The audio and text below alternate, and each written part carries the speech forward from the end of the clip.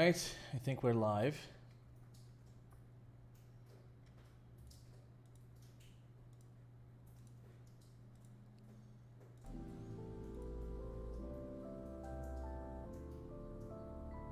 I think we're live. How are you, my friends? Welcome to another free coaching Thursday. Let me know in the chat if the audio is cool, if you guys can see me, if everything is alright. A little bit late because I had a little bit of technical issues. But we're here. Let's do this.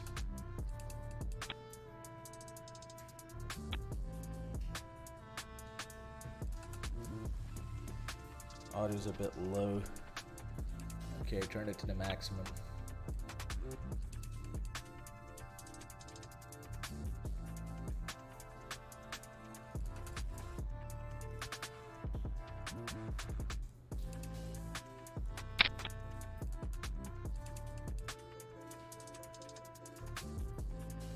Let's play this 8-6 suited here, big blind versus small blind. Dylan suspiciously checks on King 6 deuce rainbow. Well, he definitely should have some checks, but most people just auto c-bet these boards. So let's give him the opportunity to reveal a bit more the strength of his range.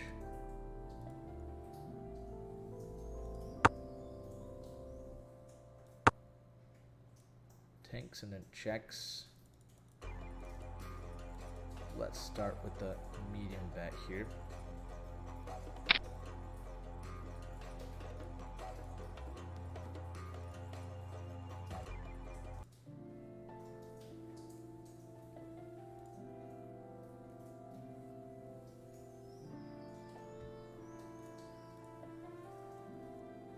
Let me make sure I keep the chat on screen so I can see what you guys are talking about.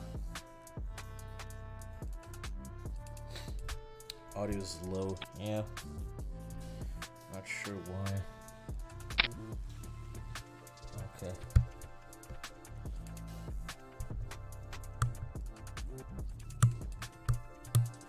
Well, it's supposed to be working. It's supposed to be working. What's going on?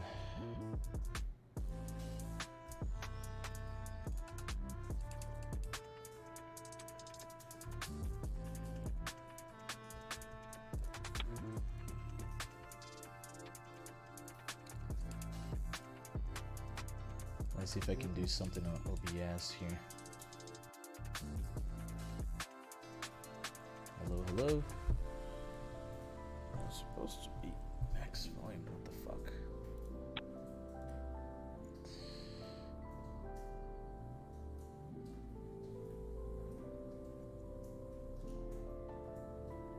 Sounds are high. Your audio is low. Okay.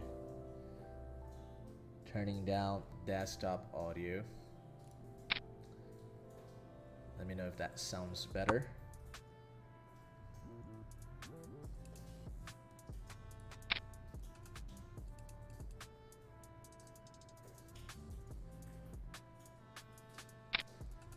Audio's fine. I'm already gonna fold here, pocket tens against 2/3 c-bet. Big blind versus under the gun. This range is extremely strong. Thresholds should be really tight here, and I think that's gonna be under bluffed, so just gonna go for the fold.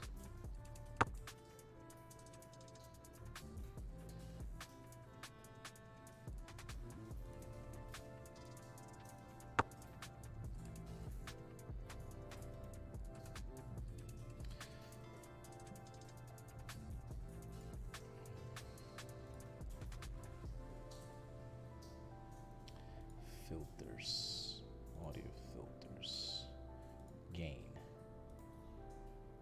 I can increase the gain here. I can increase gain. Oops. I can increase gain here on OBS. Now my mic may sound better. You guys let me know.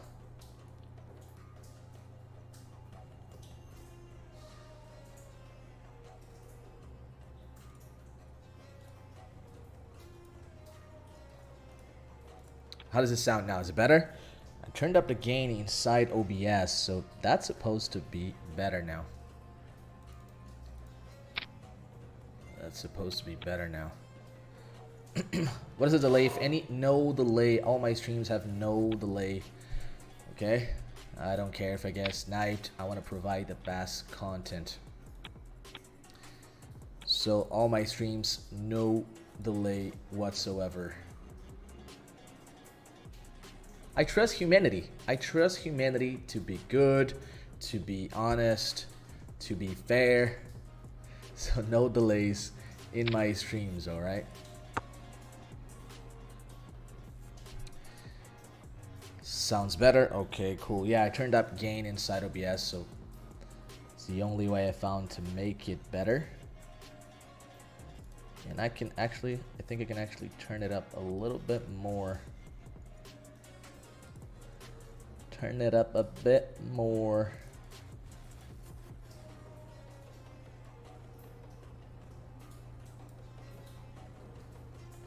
And what I'm gonna do, I'm gonna turn this down. I'm gonna turn this up. Yeah, I think that's gonna be ideal. Ooh! Nuts here on the river. Unfortunately though, he doesn't really have many hands to call us off.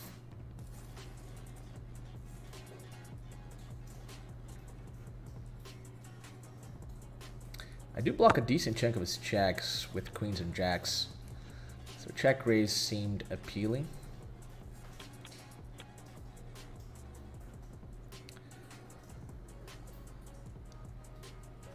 You're 100% gonna get sniped, but whatever. Yeah, I'm fine with it. I know the risks, and I accept the risks.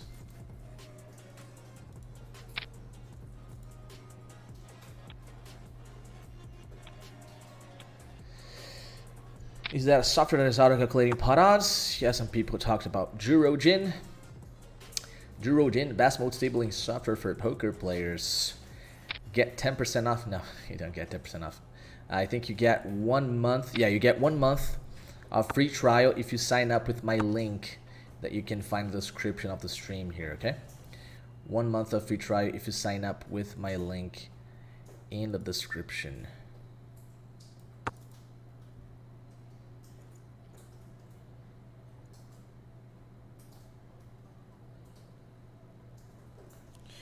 Alright, I think we're done with the audio bullshit and everything's cool now.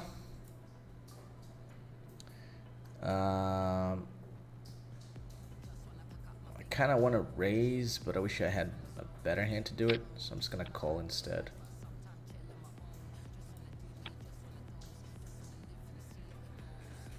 Alright, alright. Everything flowing now, we're good. I was gonna play on GG, but then GG's under maintenance. Then I wanted to play, well, I actually can't play now. 200 Zoom has 26 entries only. 26 entries only, 200 Zoom. What happened to 200 Zoom, man? What happened to 200 Zoom? Let's put up the check raise here. Small blind versus button, queen 8-5. It's an exploitative play. I don't think it's optimal to check raise this hand. But if you have watched my previous streams, you know that check raising here is super profitable, so you understand this play. If you haven't been following my streams, you have no idea what I'm talking about, and that's your loss. Alright, that's your loss. Ace King of Clubs here, small blind versus button. Verdão is Alex. Alex is a player from Metagame. He's been with us since 2020, I believe. Has been making decent money here, grinding these 200 Zoom games. So we're gonna have some meta games, some mind games going on here. Me and Alex. I'm gonna go for the check. He expects me to bluff a lot here. I'm gonna go for the check, and I might go for the check raise so I can get inside his head.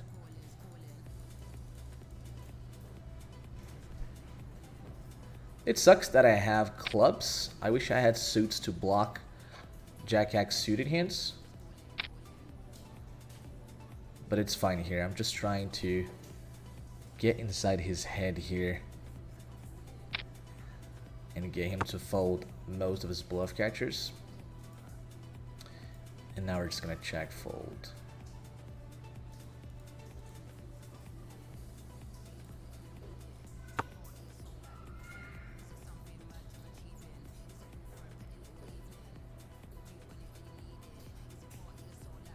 Could we go for the hero though?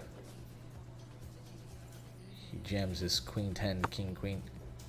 No, he's just got the jack 10.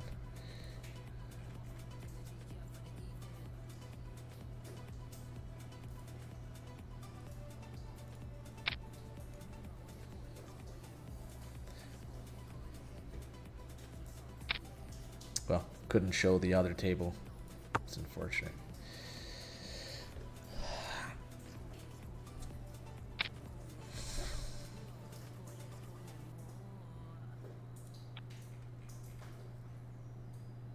Okay, let me see what you guys are talking about.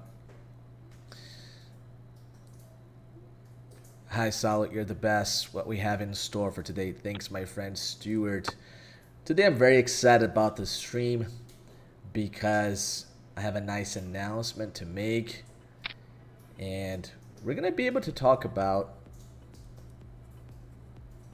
a few topics that I believe are extremely important in today's age of online poker, of what it takes to really succeed in online poker, to really achieve better than average results.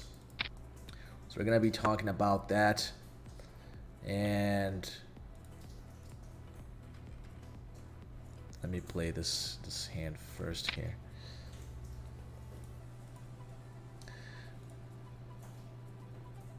Gonna do my best to juggle this talking about hands and then talking about what I want to talk about at the same time. Went for the tiny c-bet here on queen 10-9. Probably not a play. Well, I guess it's part of optimal strategy here to go with the tiny bet, but I'm gonna use it more often than not. And just snap folds the turn. Okay.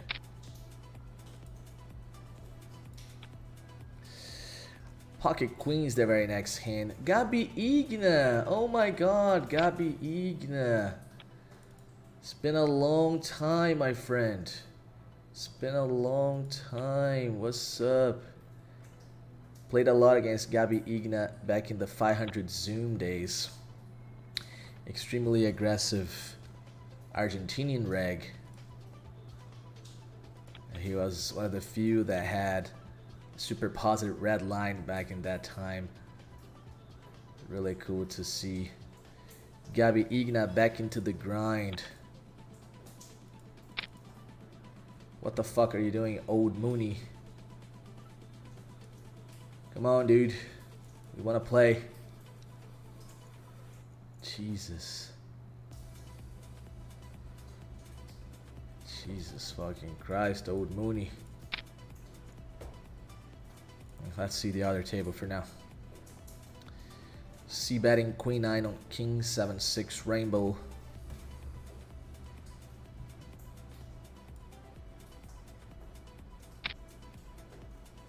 We got called. Now let's get back to the queens table because our friend Gabi Igna decided to 4-bet. Queens, I think, is a pure call at this point. Let's go post flop against our Argentinian friend.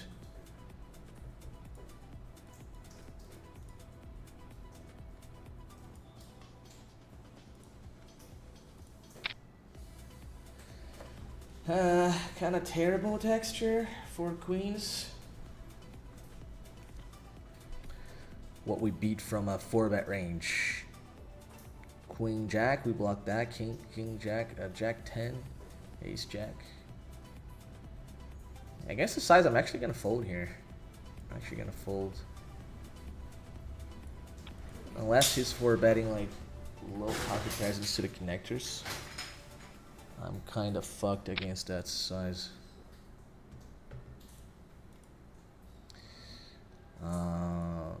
Interesting on the other table here. I'm gonna bluff this hand. I think I have to. So the action went C-bet, he called, turn he leads, min bet on the 5. Then I raise, we gut shot plus flush draw blocker, he calls, river 7 of diamonds, we go for the bluff. Stu has a bunch of king X that can bet fold here, maybe some pair plus draw that calls the turn. And it worked, that's nice. So the title of the stream is how to crush, right? Or how to make money. I think it's how to crush. How to crush by not playing GTO. That's an interesting topic. I tried to go for an even more clickbait title yesterday. I was gonna name the stream trying to make mistakes for 3 hours straight. But then some people complained in my Discord community saying, how's that gonna give us any value? You're just gonna be making mistakes the entire stream? I was just trying to go for a clickbaity title. But I guess he would confuse you guys. So I just went with this one instead, how to crush by not playing GTO. That's the main theme I want to address today with you guys. With regards to how to actually make money without necessarily applying GTO strategies, which have been the obsession of the community for the past few years, right? The community has certainly gotten probably a bit too obsessed with GTO over the past few years. And I think that needs to change. And I'm going to explain why I think that needs to change.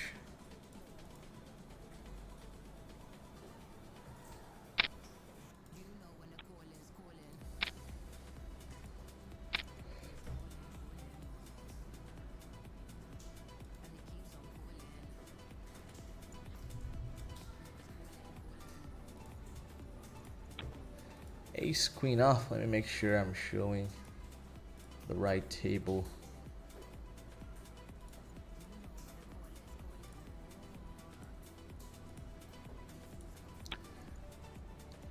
No, we 4-bet, get snap, fold.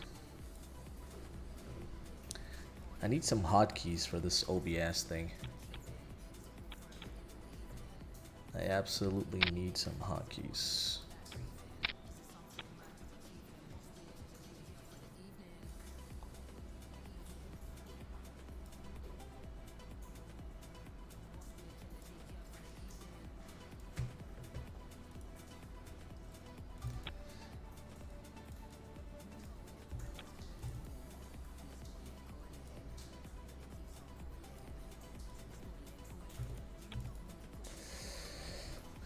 Okay. Agreed, we rabbit hold the solves. Yeah, I mean, not ideal, right? Not ideal.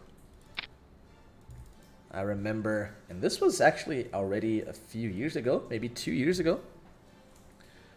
I went on to Run It Once forums to see what was going on, and I saw a 10NL player talking about randomizing in a certain spot, and I was like, what? What is going on there? Why are you talking about randomizing at 10NL? It doesn't make sense, right?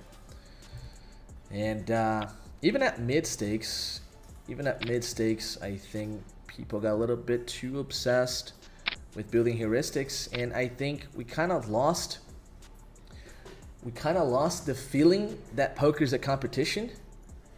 We kind of lost the idea that, you know, you're playing against this other dude at the other side of the screen, and he's sitting in a chair just like you, who has a brain just like you, and you should try to anticipate his moves and fuck him up, right? I think with this obsession towards GTO, we lost a beautiful part of the game, which is the fact that this is a competition, and we only make money if we take it from other people, right? we are there like tirelessly trying to do those drills and nail those heuristics. Of course, that's also valid and important. I don't want to sound like those GTO haters that also, you know, it may be a character, it may be their true opinion, but a lot of people try to get attention by speaking like that as well. No, fuck GTO and all this and everything. No, there is a time and place for GTO, absolutely. It's just that if you go too far with it, I think you lose quite a lot of opportunities, and you lose, like, the game gets less fun, in my opinion. So I believe this is an issue. And then my experience as a coach throughout the last 6 years, I've been coaching players for the last 6.5 years. One thing that I've seen that is probably the biggest, if it's not the biggest, it's certainly top 3. And you guys can tell me if you feel that way. One of the biggest struggles with poker players is on how to study, how to get better, how to improve, how to find out their leagues, how to figure out what they're doing wrong, how to make their study efficient. Like, I get questions every single week, like, what's the most important spot to study? Like, what should I study next? How do I make my study efficient? I feel like I'm not improving enough. You know, I watch all these videos and I do all these drills, but it doesn't feel like I'm getting all that much better. Sometimes even people that have had coaching, they're like, okay, the guy gave me some ideas, but it's not like I'm crushing. It's not like after this coaching I started to crush. And then the games are getting tough.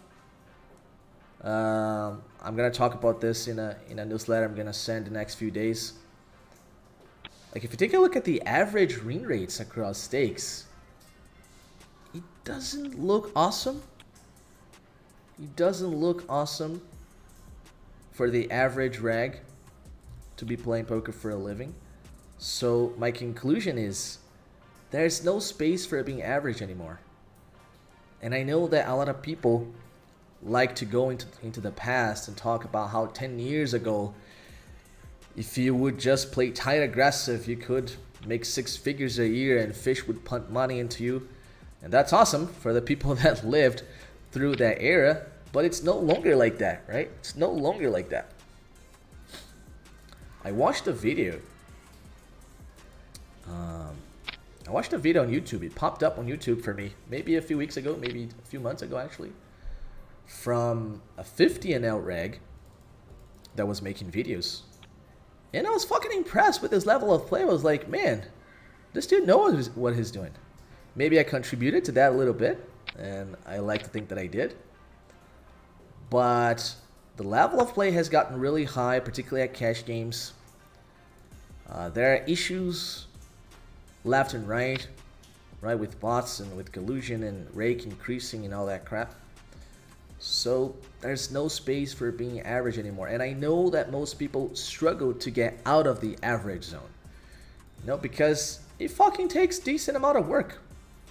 And it takes, obviously, a method. It takes a methodology to improve. I remember when I was coming up, 2016, I was coming up in stakes, trying to climb from micro-stake Zoom. My method was, like, we had solvers, but it's like, I had the basic license for Pio Solver, and my computer was super trash, so I couldn't really run many sims. All I did was play here and there, like, pretend that I was playing with the solver here and there. And I would mostly watch videos, right? I would watch videos and run it once. I would pretend that I would play with Flopzilla, and like, I would get happy seeing those numbers. Oh, look at how many top pairs I have on this board and this and that crap. And then I used discuss hands on forums, right? That was my method for improving at that time. And I actually think I improved relatively fast. I moved up with that method from 5NL to 50NL in about 10 months.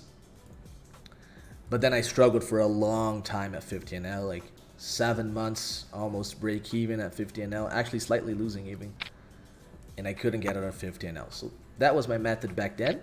And it seems like for most people, that has only changed slightly. Now, what does that most people do? And you guys can tell me if I'm right here. Discussing hands on Discord, for sure one of the things that people like to do the most.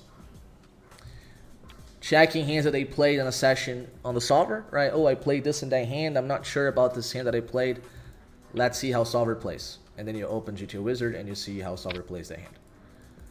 And then maybe you do some drills every now and then. 20 minutes of drills every other day, you know? I've talked a lot about drills, how I think they are definitely a very effective learning tool. But then the people that say they do it like 20 minutes twice a week, you know?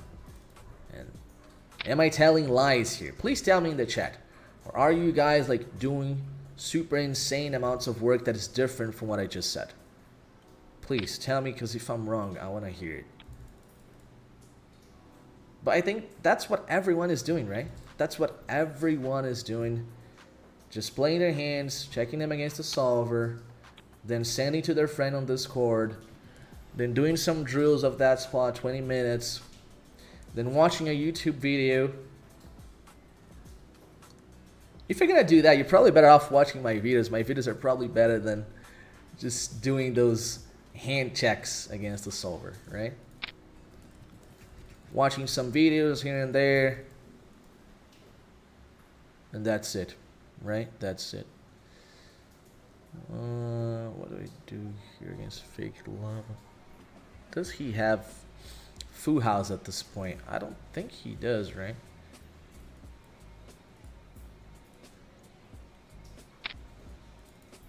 I think the way most people play, they're not gonna get hit with enough Foo Houses. So I think my sizing is fine here. Maybe I could even go all in, but I don't want to go too drastic with the assumption that he doesn't have many Full Houses. He is going to have 5x of spades, so that's cool. He folds.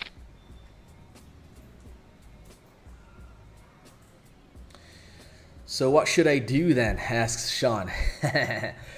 That's exactly the point, my friend. That's exactly the point. Sim, faça o que diz, mas qual outro método seria melhor? So Pedro Manuel said the same thing. Yes, that's what I do, but what is a better method? That's what I'm saying, guys. That's what I'm saying. Like, everyone else is doing exactly what you guys are doing. How can you expect to get better than average results if you just do what everyone else is doing? It's like, it doesn't make sense, right? Your only chance is if you are naturally more intelligent than other people. If you're naturally more intelligent than other people, then if everyone is doing the same thing, then the more intelligent people are going to have an edge, right? Because they're just more capable of understanding things faster and deeper and etc. But the thing is that they're only a small fraction of people that can call themselves above average in intelligence, right? Most people are going to be in that middle ground. So if you can't say that you're smarter than everyone else, and you're just doing what everyone else is doing, and then rake is increasing, and then fucking bots and collusion are everywhere, and then governments are making regulations everywhere, how can you expect to make a lot of money from poker? It's delusional, right? It's delusional. And I had this question in my Instagram a few weeks ago. So every Tuesday I make free coaching Tuesday on my Instagram. If you haven't seen it, check it out. Saulo Costa Poker on Instagram. So I just open a question box and I answer questions every week there, anything whatsoever in the question box. And one of the guys was actually someone as a former player from Metagame. He left the team, I think, a few months ago. He said something like this: how do we make 100K a year just grinding in poker? It feels so hard. And I was like, was it actually supposed to be easy to make $100,000 a year playing this card game for a living from your home? What was that supposed to be easy? So it seems to me there is still an unconscious expectation in most people's mind that they're just going to, do these drills, review these hands, and they're gonna make 100K a year. Like, what is that about, you know? What is that about? It seems like there is really this expectation that, you know, you're just gonna play 50,000 hands a month, you're going to review your market hands, you're going to do 20 minutes of drills, and then you're gonna print 100K. You're gonna print 100K a year.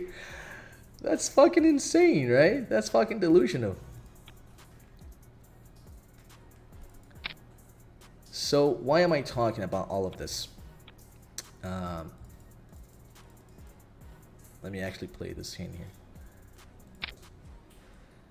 here. This is a recreational that limped. Wow, wasn't expecting a fold on the flop. But it worked. Yes, it worked.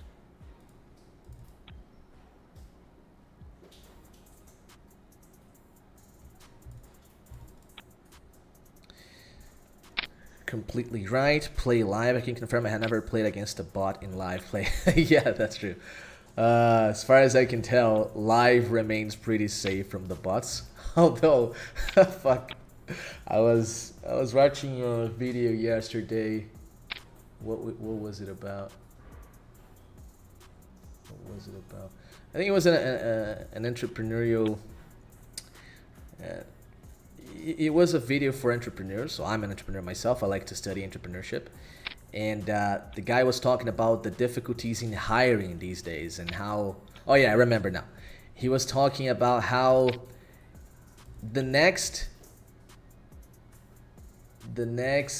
biggest, let's say, wave, I guess he calls it wave, or... no, it's not the wave. There's a proper name for it. The tendency. Yeah, tendency. Fuck, I was struggling to remember what he said. The next tendency in the entrepreneurship world or the marketing world, etc., is to have one-man businesses. One man or two, three-man businesses, because the next generation is filled with fucking NPCs. He says that humans are becoming NPCs because people fucking can't study anymore. They can't do shit anymore. They're just addicted to dopamine hits on their phones. Doing something that is remotely hard is impossible for 20-year-olds these days. And then how are you gonna fucking do a business where the people that you hire are incapable of doing simple tasks without getting distracted? You're gonna be hiring NPCs, he says.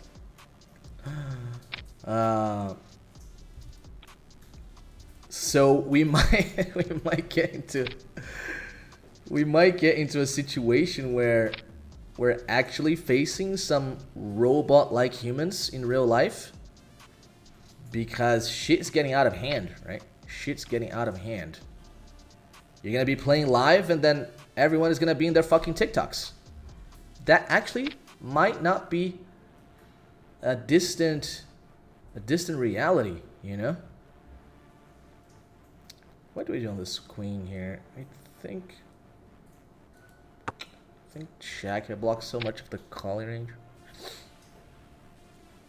He snapchecks. When he snapchecks, he's not reopening the river. So I kind of have to try and get him to do something stupid with his bluffs, with his pocket pairs. Or maybe his ace-jack, ace-10 type hands. Wow, snap folds. Okay. Well, that's where AI comes in. Yeah, that's what he talks about. Like, every human is gonna be an NPC, and then you're just gonna replace your employees with AI, right? That's what he says.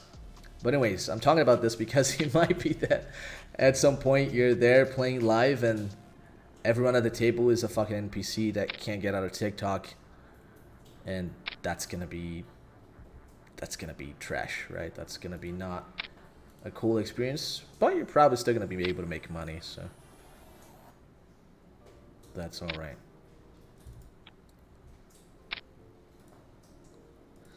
Getting raised with the twos, we have to fold.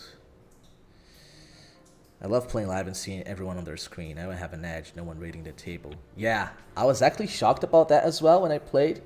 I don't play live much, but Last time I played was at WSOP last year, and no one was actually caring about anything other than their own hands, you know?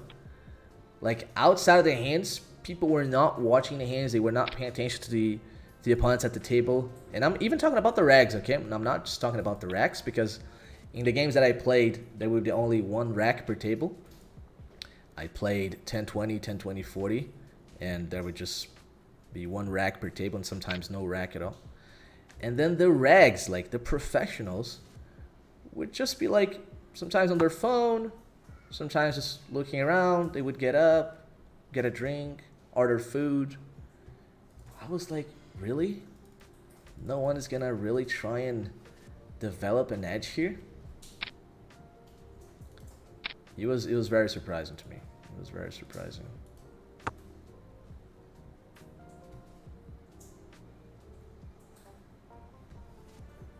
Let's see the 6-5 and also this ace king hand here. We're just gonna call. And 6-5. Yeah. I think I can block them.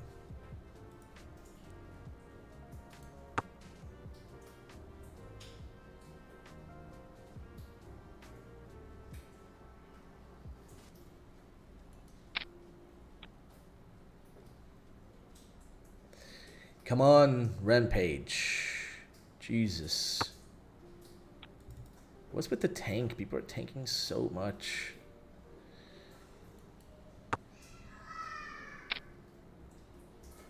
Just get to showdown, buddy. Chop, chop. Ace, king, ace, king. Chop, chop.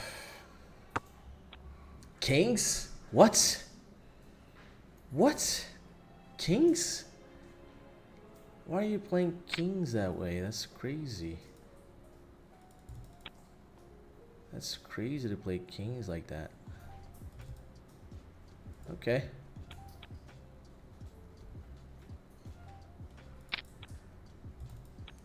Why would he play kings like that? I don't.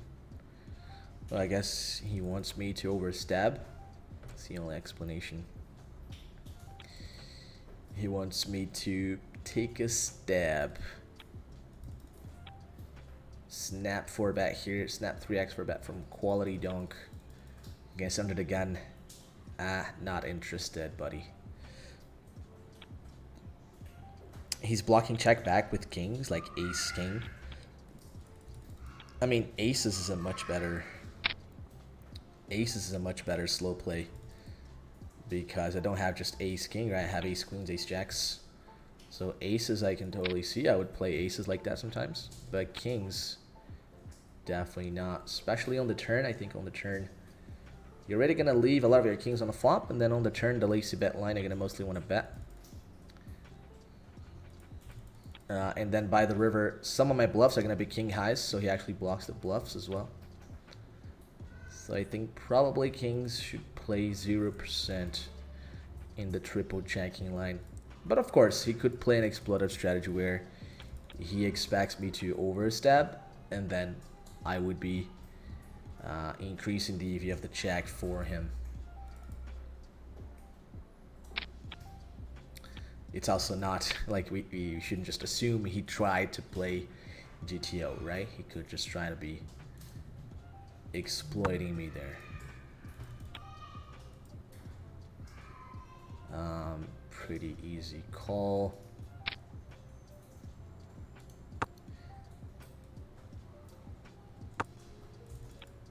Snap checks. So this is a spot where you can play non-GTO. Ace queen never bluffs this for sure. Solver never bluffs ace queen here. I wouldn't say never. I would think never. I think never. But the way people play, they're gonna oversee bet their pocket pair region, and they're going to obviously massively overfold the pocket pair region, right? Think of all the ace, 9, 7s type hands they're gonna have.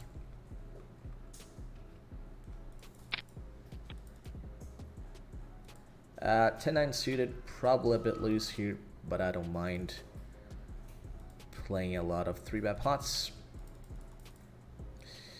Ace 2 soft, we're gonna 3-bet against Kukamoruka. Especially against the Stank Kukamoruka.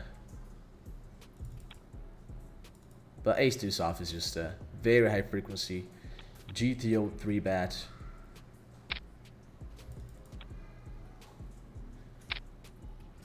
He calls me flop bottom, top bottom.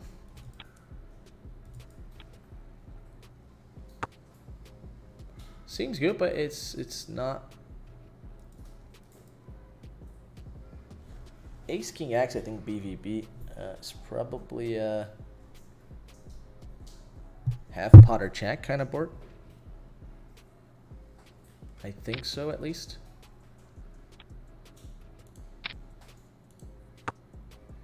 Yeah, I'm gonna go half pot or check here. I don't think I have much interest in betting a lot of my trash in the lower pocket pairs. His range is very Broadway heavy, so I think queens through nines are like really want to check. And then if I'm gonna check those, I just bet ace 10 plus, ace x plus with some bluffs, and that's it. Slow drop. Remember this guy from back in the day too. Welsh Gas, also very long time regular. Played a lot with Welsh Gas in the 200 Zoom games. Let's go with the check on 8-7-4. I can actually bet it sometimes. I think with the ace of clubs I can bet it sometimes.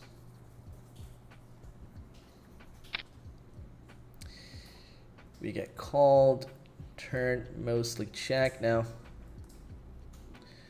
So there is a heuristic about the backdoor flush draw where sometimes you actually don't want to have it because you're going to block the backdoor flush draws that called you on the flop. So he's going to have quite a lot of ace-x off with the ace of clubs that want to call the flop. And then by the turn I'm blocking all those folds. So all of the ace-10s, ace-9s, ace-6 with the ace of clubs.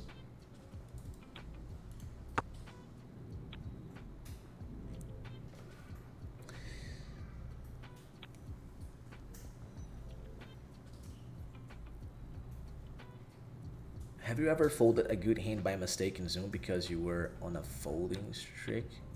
What do you mean on a folding streak? Have you ever folded a good hand by mistake because you were on a folding streak? I guess you mean like being card dead and then automatically folding a good hand? Maybe. Not that I recall though. But possibly. Possibly for sure.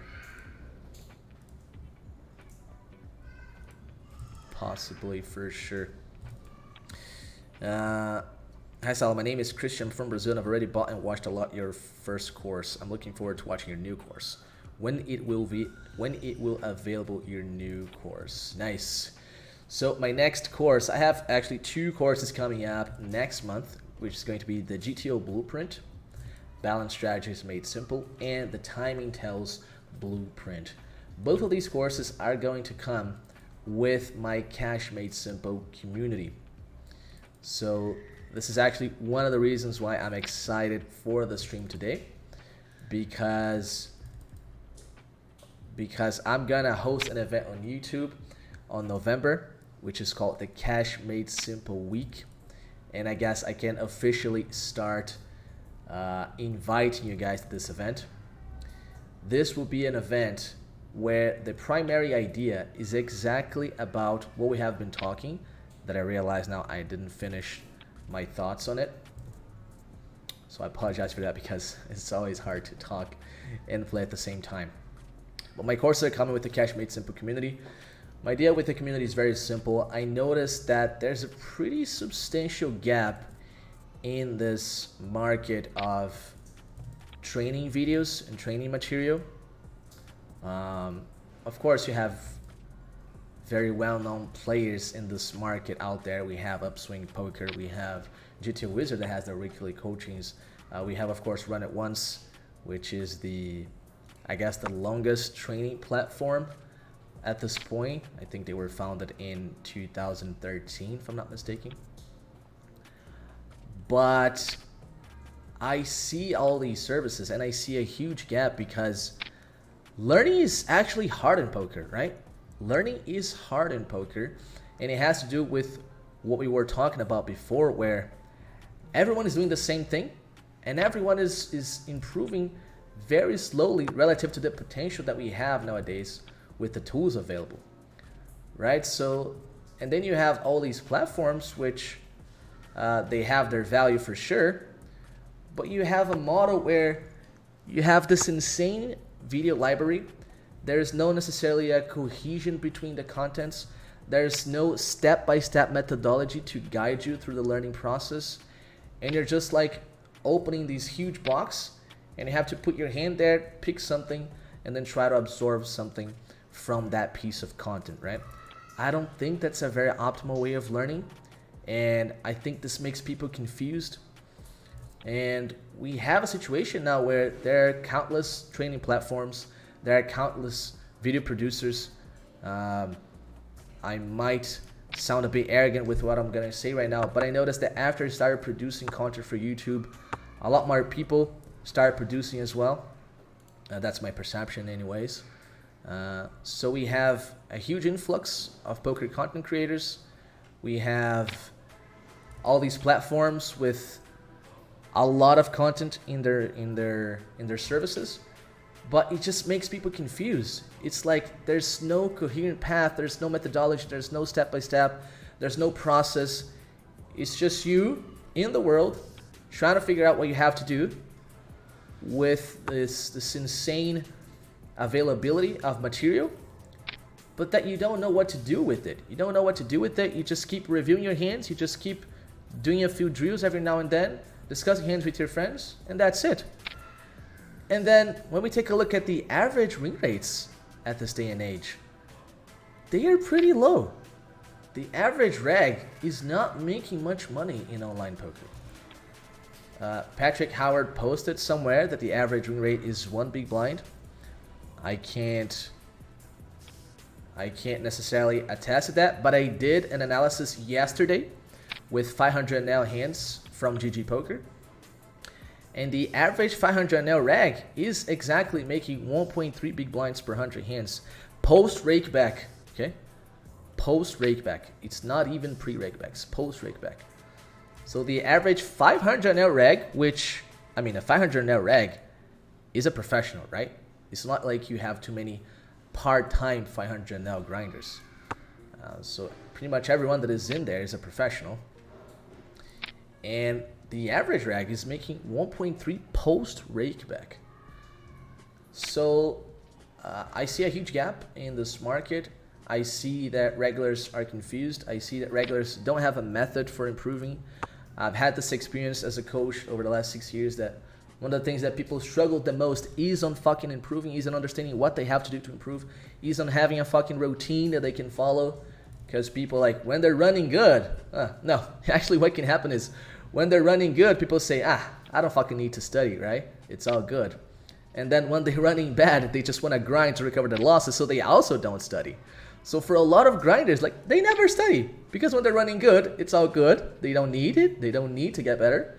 And when they're running bad, they just have to recover their losses, right? So it's this endless cycle where there's basically no improvement in their games, and they just keep grinding, keep grinding, keep grinding with those very low win rates, right? And making a living from poker, which I guess it's always nice, but not with all of the benefits that poker can offer, right? Because if you're gonna be a professional poker player that has to grind 200,000 hands a month to make a living, it's not gonna be that super high quality of life living, right? Because it's gonna be stressful as fuck. You're gonna have to work 10 hours a day. So basically, I see a huge gap. I see a huge gap on what's offered. I see a huge difficulty in poker players when it comes to what they need to do to improve. I see a lot of people procrastinating their studies for not knowing what to do, for being confused. I see a lot of people practically delusional, expecting to have these above average results by just doing exactly what everyone else is doing. And I think I have something to offer. I think I have something to offer because my main concern as a teacher, because at heart I'm a teacher. I'm someone who excels at explaining things and making knowledge accessible to other people. I think that's my talent anyways. I'm sure someone can disagree, but that's how I perceive myself. And I think I have something to offer. I think I have something to offer in this market where people that come with me are going to have a much faster improvement path. And that's something I've already proven with my stable. That's how we actually became one of the largest stables in the world, if not the largest, for cash games, because we were able to move people from low stakes to mid stakes extremely fast. And now I think it's time for me to bring this to a larger audience through a membership service. So that's what the Cash Made Simple community is going to be, a membership service, a subscription service, where I'm going to bring you the framework, the only framework that you need to get better in poker. A framework that has been proved to work, and a framework that I think is going to be miles steps ahead of what everyone else is doing, because I understand what everyone else has been doing for the past few years. I've been on the forefront of study with solvers, studying with data, building tools. I have coded tools myself to study GTO strategies and exploitative strategies. So I think I have something of great value to offer to the community, and I hope you guys are going to see it that way. And for that reason, I'm going to host the Cash Made Simple Week. So the Cash Made Simple community is going to be my service that I'm going to announce in the Cash Made Simple Week. So the Cash Made Simple Week is going to be a 3-day event.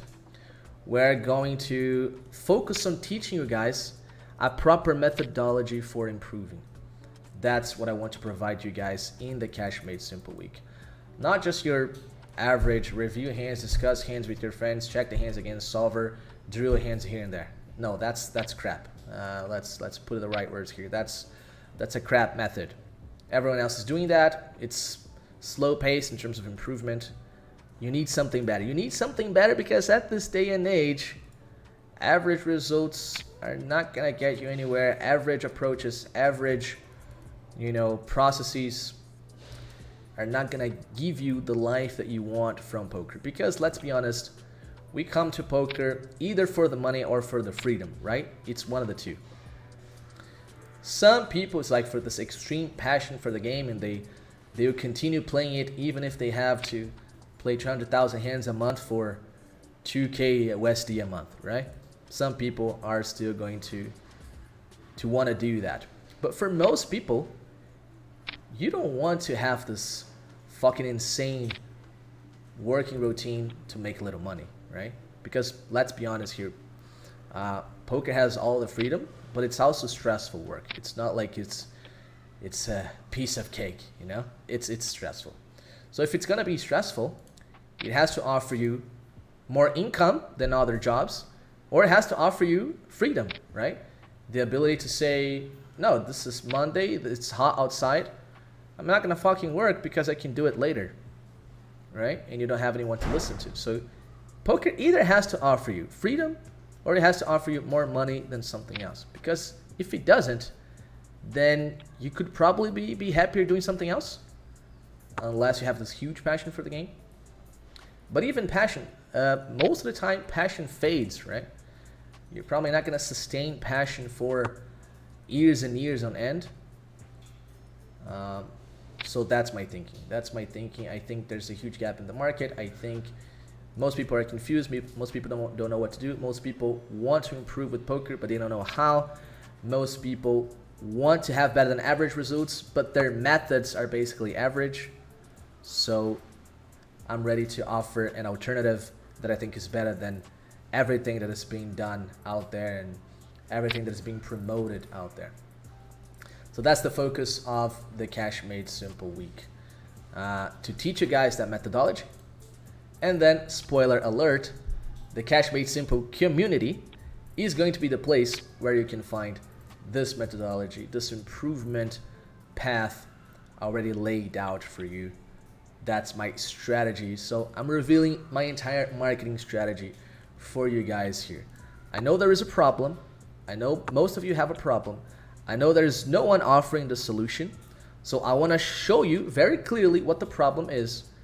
I want to show you how to solve this problem, and then I want to offer you a solution that solves the problem for you. Okay, that's my strategy.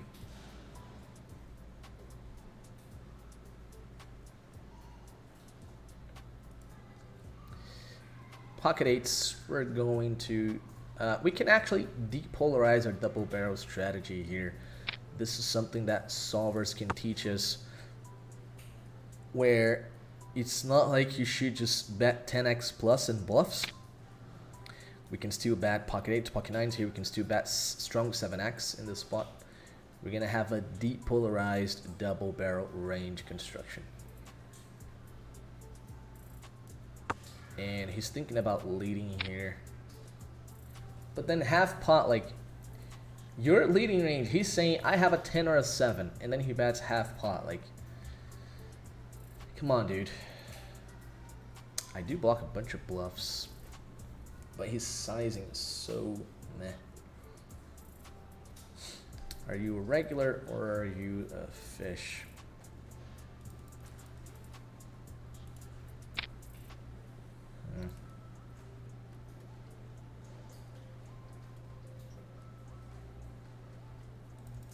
So suspicious, the sizing. I want to call, but my spidey sense tells me to fold. So I'm going to trust the spidey sense. The spidey sense is almost always right.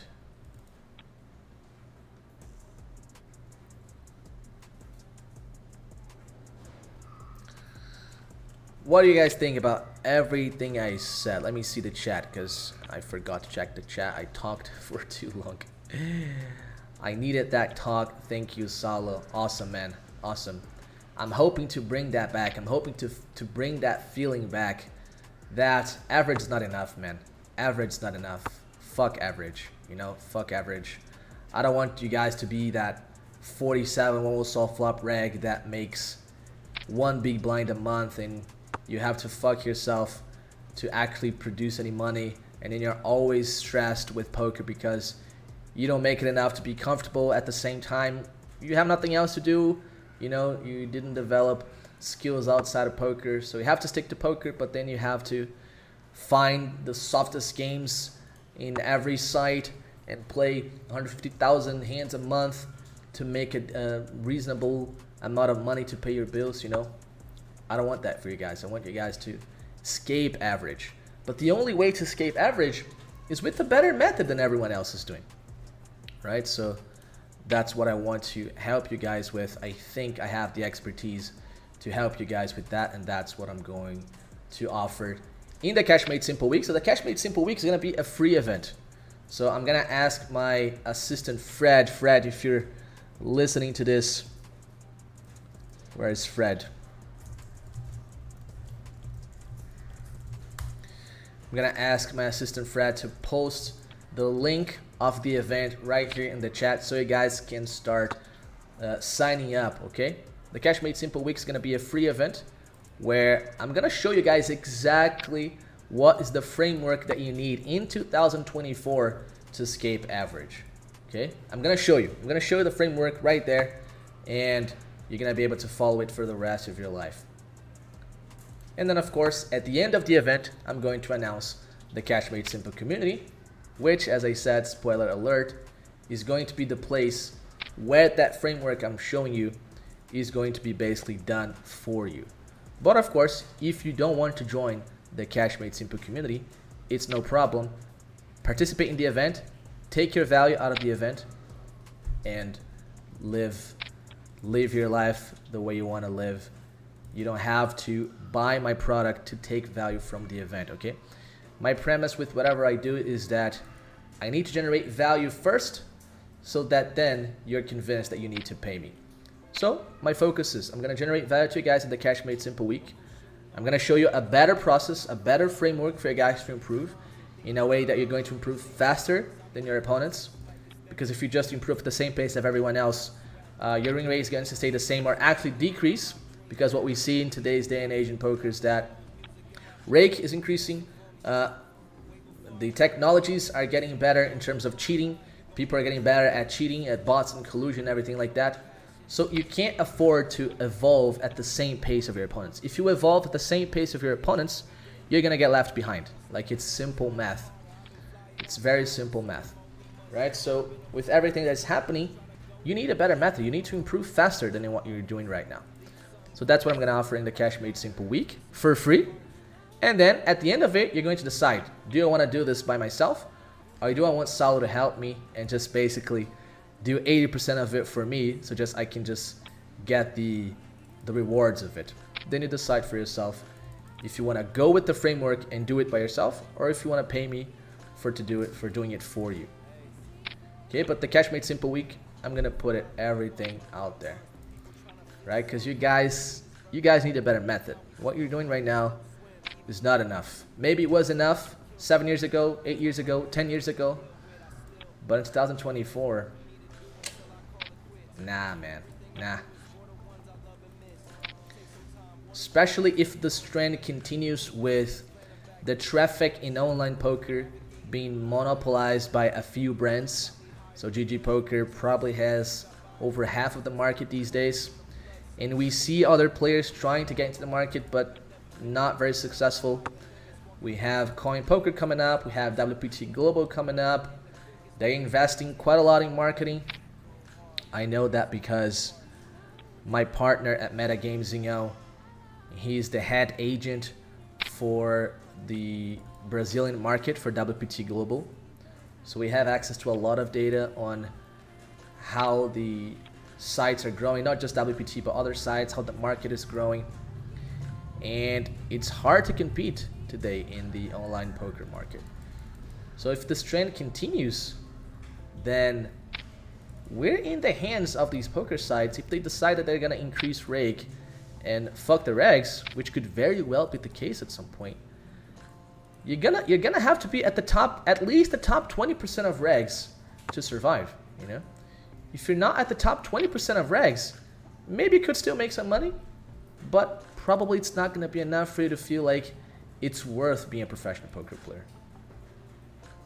And then of course you can say, I'm just going to play live, or I'm just going to do this and that. Okay, but right now I'm talking to online cash game professionals, or people that want to be professionals, or live players that maybe wanted to diversify to online. I'm talking with you. I'm talking with the people that know, Saulo, I love poker. I can see that I would hardly get the opportunity of have this freedom with any other form of work. I want to work from my home. I want to make a living from online poker, or I want to at least have a substantial extra income from online poker. Maybe you have a job, but you want to have substantial extra income from online poker through cash games. If you are that guy, if you are that person, then it's you that I want in the Cash Made Simple week. And I want to show you a way, I want to show you a path where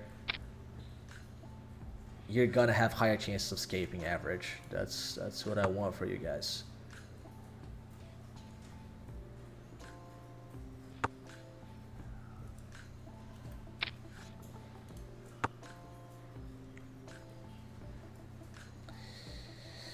When is it? The Cash Made Simple week will start in November 12th, okay? It's gonna be a Tuesday, November 12th, so about 2 weeks from now, 2 weeks and 4 days from now is where we're going to start the Cash Made Simple week.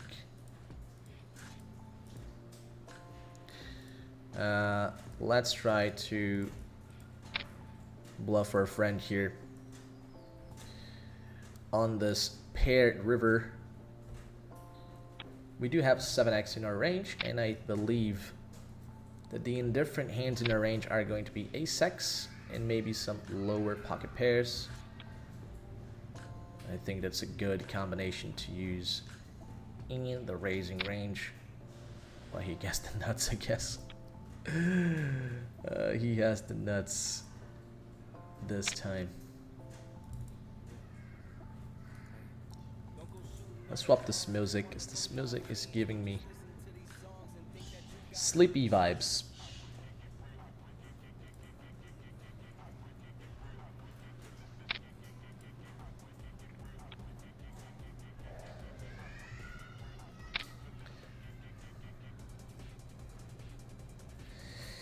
What is crushing win rate in the PokerStars pool nowadays? I would say it depends on your grind method, right? If you grind for rakeback or if you just grind for win rate. I would imagine you're asking specifically about grinding for win rate. I would say anything above 4 big blinds per 100 is really, really good. So anything above 4 big blinds per 100 is really, really good.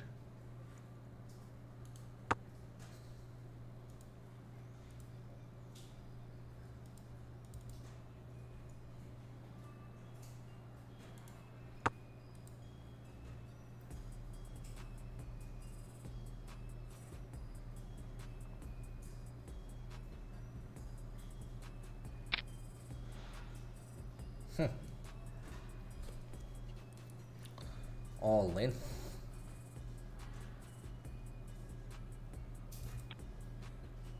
I'm not gonna get crazy to hero ace 10, but might be overbluffed. Might be overbluffed. What else? Question: if the hero is a tournament specialist, is the event still relevant for said person? Definitely still relevant. Definitely still relevant. You're gonna be able to gain a lot of insights into basically like the process that I'm going to outline is going to serve for cash game players, for tournament players, for pretty much any poker format. But then I'm not gonna be able to provide you with the service at this point that solves that problem for you, because my focus right now is on cash game players. But of course, if you want to participate in the event, you're definitely, absolutely going to get value from it. And maybe you decide that you want to play some cash on the side, and then the community is going to be for you. Okay, but absolutely you're going to get value from it.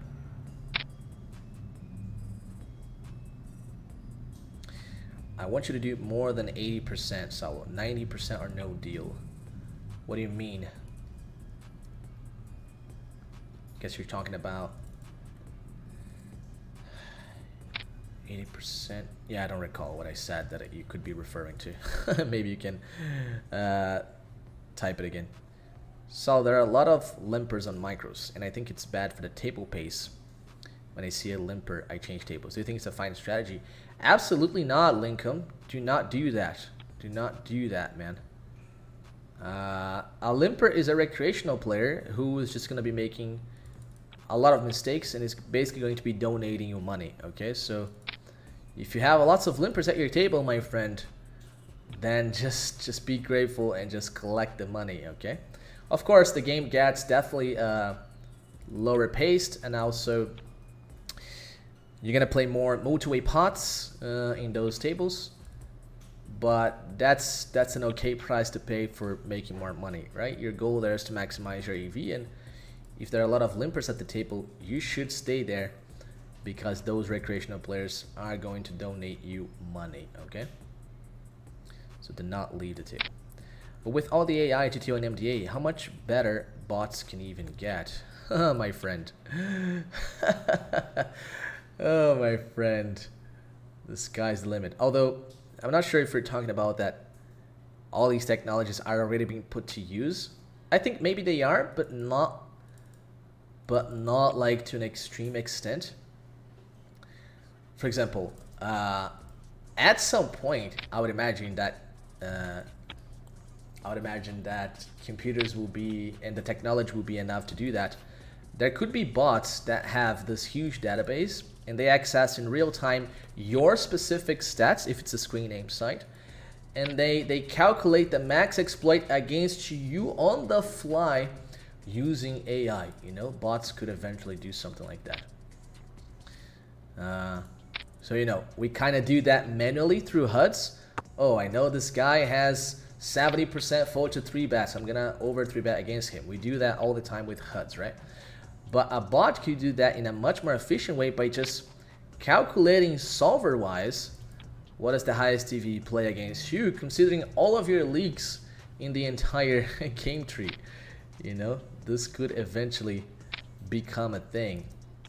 So it's scary, but I'm counting with the poker platforms to protect their own businesses, right? Because if it eventually gets to a point where there is a huge amount of bots doing that kind of stuff, then poker's gonna die. Like, no one's gonna deposit money, and the bots are just going to be playing against each other.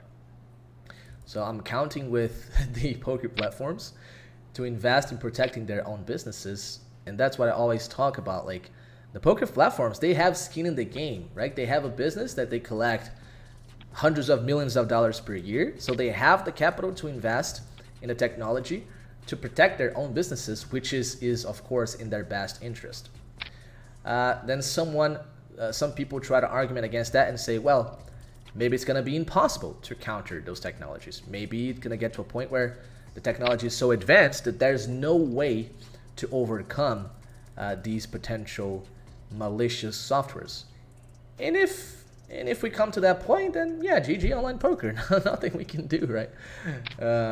But I'm hoping that we're not going to get to that point, and that the platforms are going to invest sufficiently in security to be able to protect their own businesses, because these mechanisms of cheating, they have the potential of being a threat, significant threat to their businesses overall.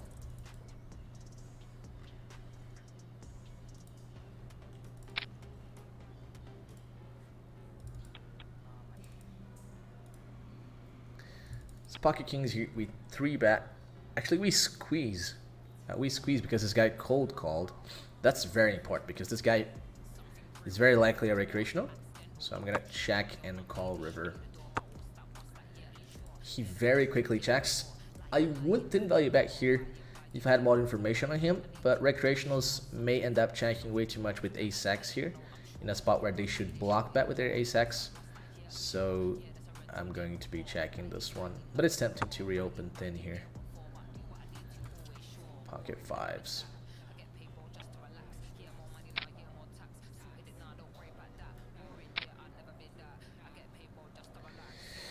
What the interest is for the platforms to prevent cheating, though. Fishes will always keep depositing again, but regs would just be replaced by bot regs. Nah, I don't think you're right there, because information goes fast in the internet these days, and like WSOP in 2023 that I went to, a lot of the recs at the table would be talking about GTO Wizard. Take a second to think about that.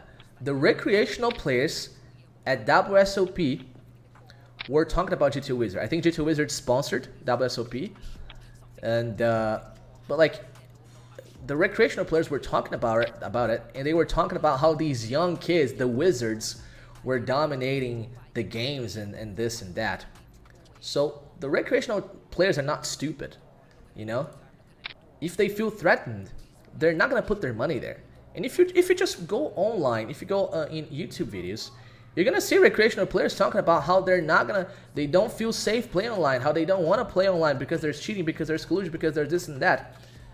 Actually, now that I'm talking about this, I realize, where have you been living? Because lots and lots of people talk like that in the internet. Oh, I don't play online because I don't trust it.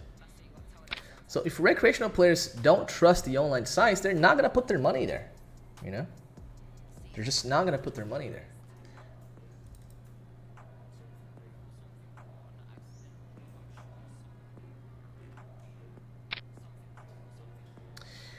We win at all in with aces, and we value bet king 10, get called by the same hand. So like, if the recreational players stop putting money online, then bye-bye business.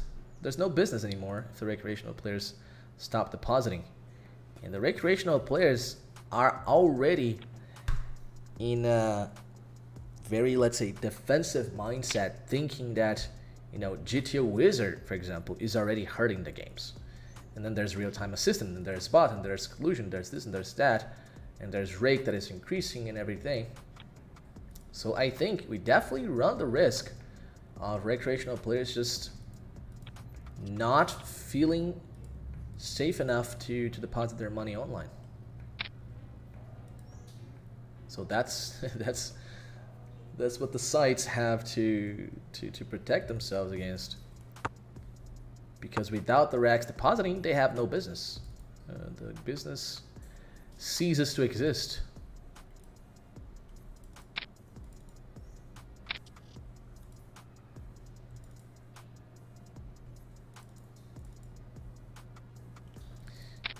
The value bet our pocket kings with the spade.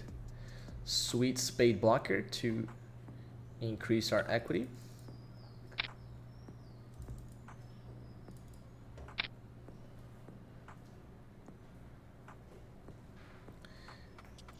There are levels of recreational players. I think most of them are just obnoxious of even being surrounded by professionals whenever they put $50 on an online table. Some are for sure, and actually I can tell a funny story about that. It was 2 days ago, or yesterday, I don't recall. A friend of mine sent an audio message of a friend of his, who is the guy's the owner. He's the owner. Let's not give too many details. The guy's the owner of a business. He's a recreational player. He's the owner of a business. And he sometimes likes to play poker for fun. And yesterday or 2 days ago, he sat at a 5100 table on GG. You know, he just wanted to play and have some fun. And then, of course, what happened is the standard of what always happens when a recreational player sits at the table. The table fills immediately, and then when the guy leaves, the table breaks. And then the guy, who is the owner of a very successful business, send an audio to this friend of mine saying, man, this very weird thing happened on GG last night. You know, I just wanted to play a few minutes for fun, and then every time I would sit, everyone would sit along, and then when I would leave, everyone would leave. Like, what is going on? Like, do you think there are some hackers? Do you think that some suspicious thing is going on? And then my friend had to explain to him that, you know, no, that's normal. It's because, you know, if someone that they don't know sits, they're just going to sit along, you know. And it was quite fun to hear that because, yeah, some recreational players don't have any idea how the online environment works. And they might be clueless about some of these potential threats to their own safety. But, like, we can't rely on people being clueless for an industry to exist, right? I think, yeah, sure, maybe if people remain clueless indefinitely, then we're going to still have a profitable industry, but I wouldn't count on that with, you know, my own life plans. Well, I'm going to invest in being a professional of this industry, but then if people stop being 100% clueless, then the business ceases to exist.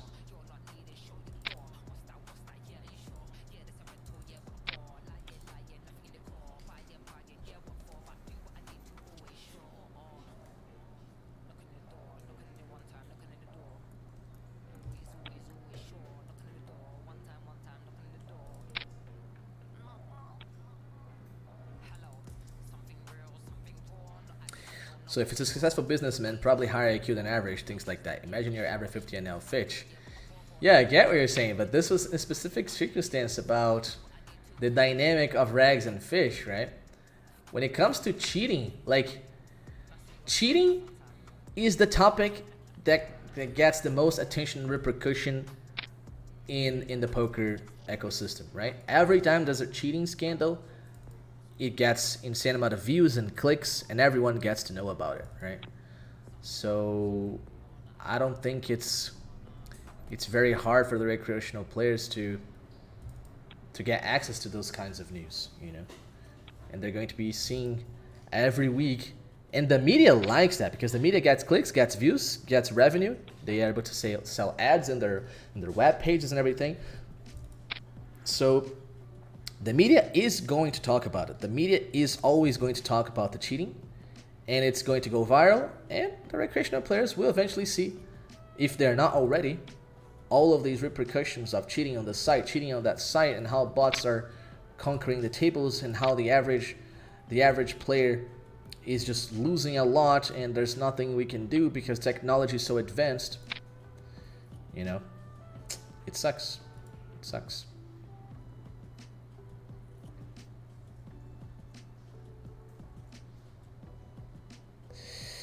Nicolas Guerrero asked, Poker's Simple community will be a month pay membership. So the community will be called Cash Made Simple Community. Cash Made Simple Community. Because as I said, I want to focus on cash game players. Eventually I want to bring in also some tournament instructors to fill the gap for the tournament players as well. But initially it will be about cash games. So it's going to be called the Cash Made Simple Community. And yes, it's going to be an annual subscription service. You pay for an annual access to the community, to the platform, to the videos, to everything, to the materials, right? So it's going to be an annual subscription service. I'm actually looking into, it's actually very funny. Let me talk about that as well after I play this hand. I recently got very surprised about how paying installments is not something very cultural in the US and maybe in some other places. I think Europe also is like that. Maybe people from the US and Europe can comment here.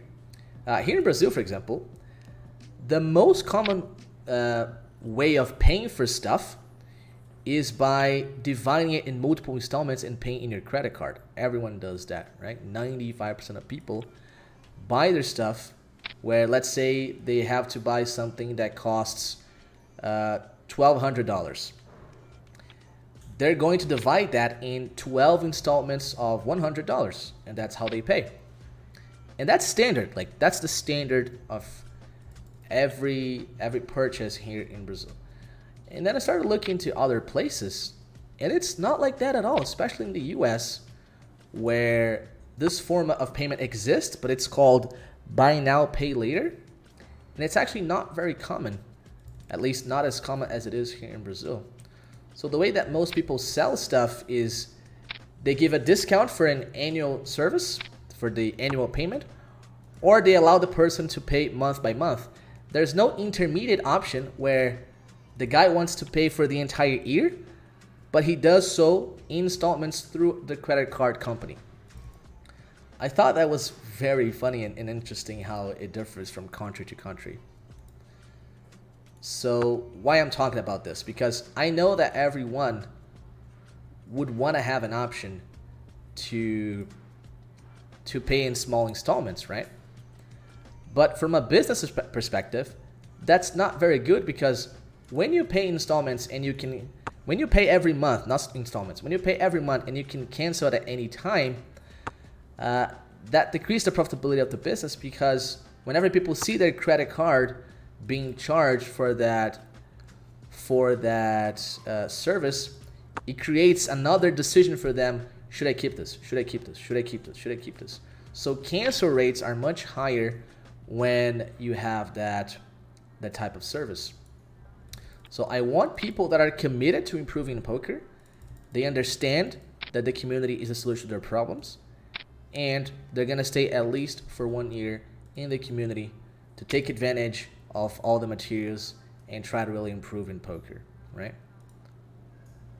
But I'm seeing that in certain countries, that's probably not an option.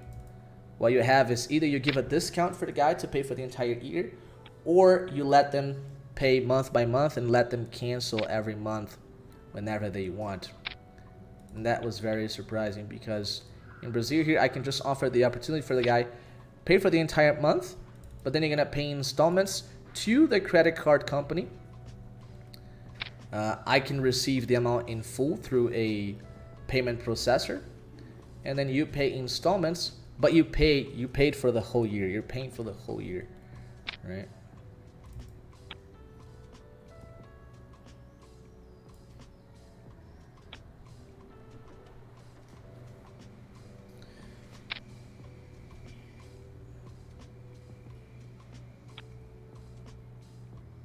Hey Sal, what bankroll management do you recommend for a man with no responsibilities? I'm shooting 400 now with 30k bank. Would you start opening 500 now and 600 now because of good tables? on the last part of the year. Yeah, if you have no responsibilities, man. Also depends on your skill level, right? It depends on your skill level for sure. If your skill level is high and have no responsibilities, you should be probably taking shots at even 1 KNL. Okay.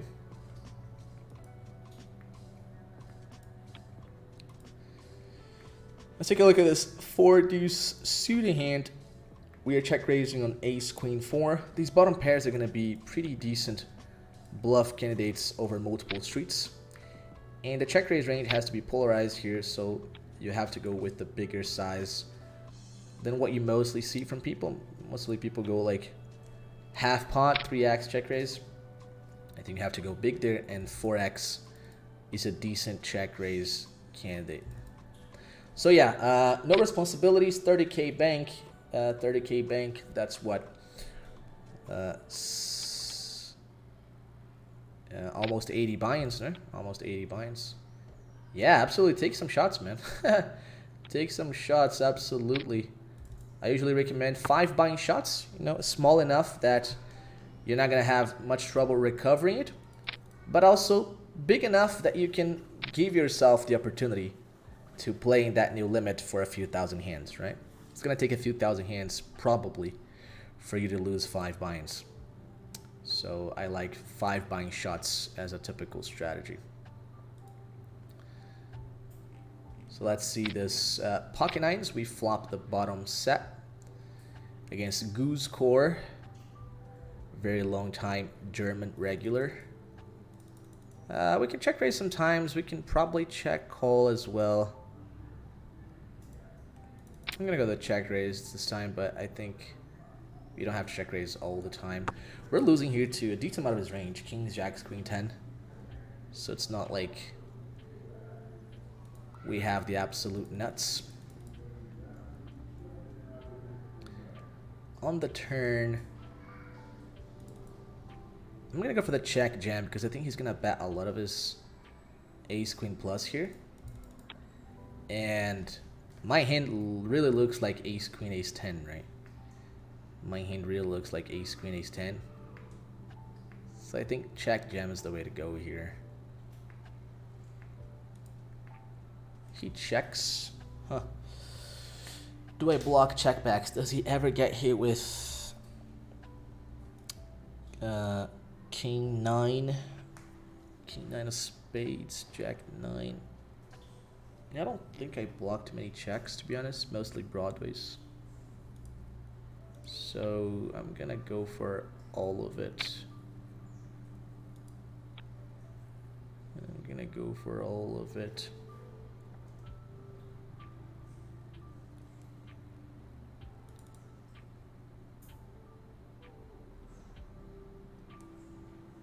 Let's see.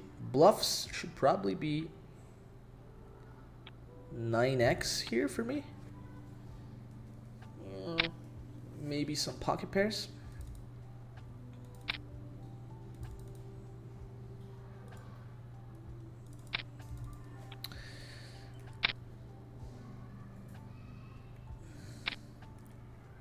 In the US, you can installment pay, but here they're going to screw you with interest. Really? Because interest rates are really low in the US, right? And I even read on an article that some stores can offer installment plans by themselves without needing to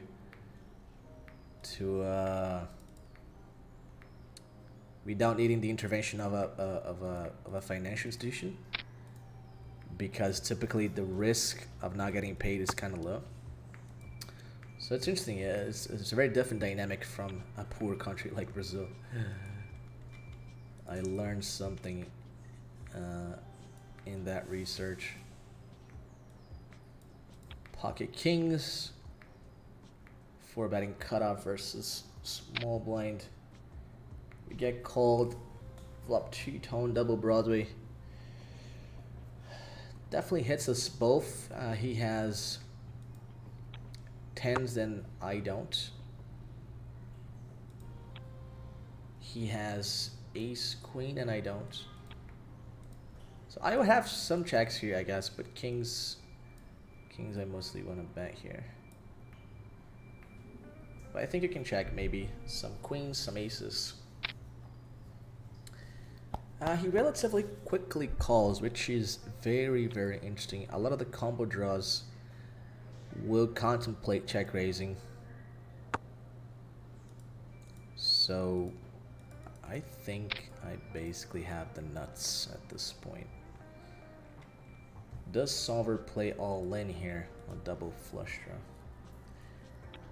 This is where I can maybe place an exploit because I think the solver might jam this, being double flush draw and some combo draws, but I think the combo draws in his shoes are gonna fast play the flop way too much. So I'm just gonna target his 10x and queen x. I don't care about the draws anymore.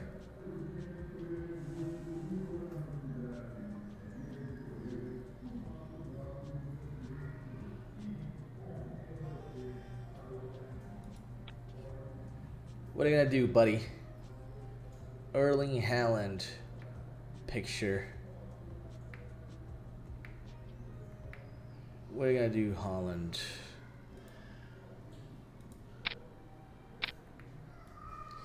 He super tank calls. River Queen of Diamonds. That's super interesting right now. Super interesting. Would he tank call so much with the queen? That's the question here. It really feels like a 10. The super massive tank call really feels like a 10. But it could be a queen. And then the question is, will he ever call me with the 10? Because if he has just a little bit of queens and then never calls me with the 10, then I have no point in shoving. But if he has an excess of 10s, not many queens, and then he will call me sometimes with the 10, then I have a value bet. I'm going to go with it. I think queen x... Is queen x going to tank so long on the turn? He might, right? He might. Yeah, whatever. Jacks, nice. Nice. Well, he called relatively fast with that jacks. I'm surprised. I would imagine he would think a little bit more. But nice. I think I made the right read there. By the river, he doesn't have flushes and queen x anymore due to his timings. And I can... Not sure if we can call it a thin value bet given the SPR. But I like the way I played.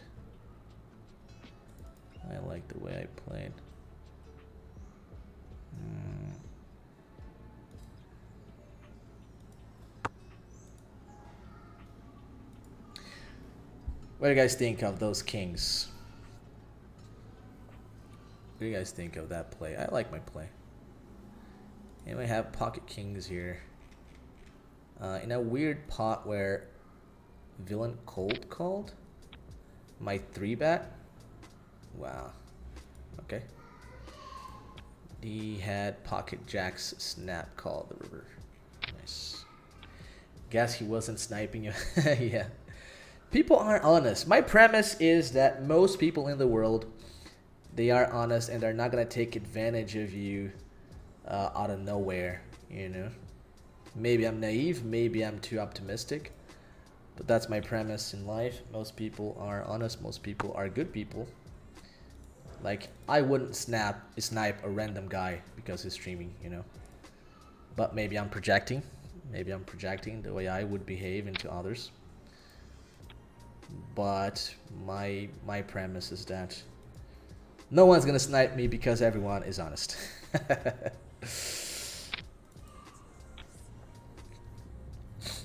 John Griller said too thin. Sick value bet so thin. Yeah, I mean, but once you really nail down the ranges, I don't think he gets all that thin, you know. Like the way he played, the way his timings, and that's what I'm gonna cover in the Timing Tells blueprint video. You guys have no idea how Timing Tells, well, I guess you can have an idea with this hand, how Timing Tells can be sick exploitative tools, you know? Like, if I put on a solver that he doesn't have a queen, he doesn't have diamonds, I should always jam there, right? That's pretty obvious. And I really trust that read when he tank calls the turn and also relatively fast calls the flop. Combo draws are not fast calling the flop. Queen X is not tank calling the turn. So what he's left with? What are the hands that always call the flop and are going to think before calling the turn? 10x, jacks, those types of hands, right? So if I really nail down his range to a class of hands that is very specific, I can build some very nice expo strategies, right? So that's what I'm going to cover in the Timing Tells blueprint. You guys right there have a spoiler. The Timing Tells blueprint is only going to be available to the highest membership level in the Cash Made Simple community. So don't expect to have it for a little investment. You're going to have to invest. But I mean, I think the highest membership level in my community is going to be sick value. Sick value. You're going to have instant access to 3 different courses. And then you're going to have access to the doses of blue, red, and green line. I'm not going to give you guys too many spoilers because I want you guys to be curious. But it's going to be really high level stuff. And absolutely much higher value than what you're going to pay for. That's usually what I go for. If the value you're going to get is way higher than the price I'm asking for it, you have no option then to buy, right? So if the value is much higher than the price, it would be irrational not to buy it. As long as you have the money, of course. As long as you have the money, you have no option but to pay me.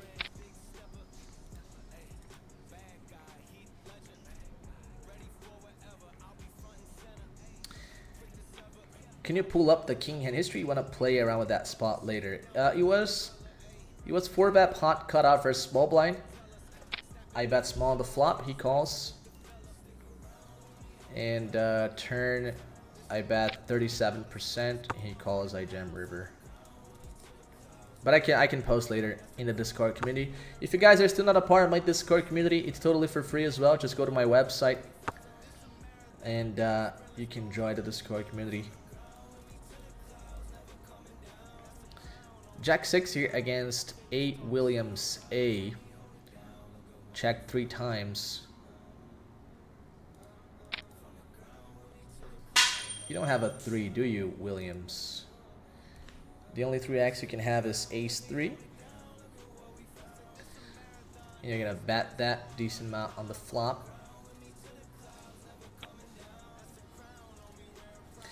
Let's get inside his head, get him to call ace 9. Can you call ace 9 Williams? No, he can't call ace 9. He can't call ace 9.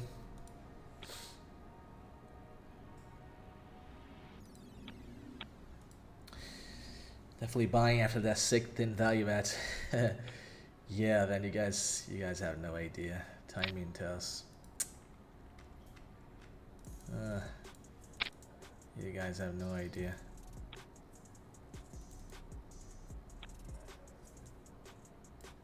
The greatest source of exploits in online poker. Exploits in every hand. I'm gonna fold here. I would imagine it's close to 0 anyways, and I think people are a bit too tight with their squeezing ranges.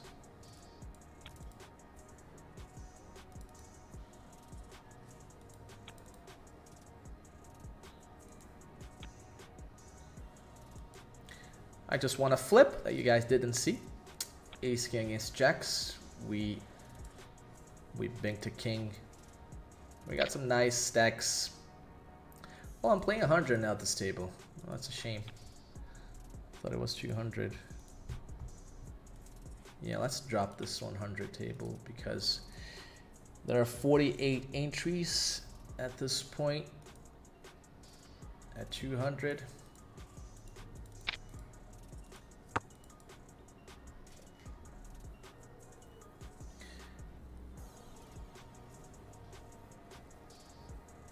Do you have advice for a newer player grinding out 25 NL to get better? Get inside my Cash Made Simple community. So the Cash Made Simple community is going to have 3 membership levels, and it's going to be basically 1 level for struggling low stakes players, 1 level for struggling mid stakes players, and the highest level for winners at mid stakes that want to really crush the game, right? So going to be 3 levels of memberships, and you should get into the lower level as a low stakes player, and in there you're going to have everything you need to get better in cash games. For sure, there will be, for cash game players, there will be no better place for you to get access to content. I'm definitely committed to that in a way that there's no way you're gonna find better content elsewhere. But if you don't have the money, don't want to invest at this point, just watch my free videos. My free videos are probably the best source for low stakes cash game players. Just watch all my videos, and there's a lot of free stuff in my videos. You're definitely gonna be able to beat 25 NL with just my free videos, okay? 100%. Of course, if you study it, if you take notes, if you apply the stuff, okay? There's a level of effort there, especially because all the information is disorganized. That's one of the biggest benefits of a course. Everything is structured for you. They have a step-by-step process that you can follow. It's very easy. With the free content, the content is there, the value is there, but you're gonna have to search for it, you're gonna have to take notes, you're gonna have to build your own study plan, right? But it's all there. With my free content, you can beat 25 NL online for sure, okay? No doubts about that.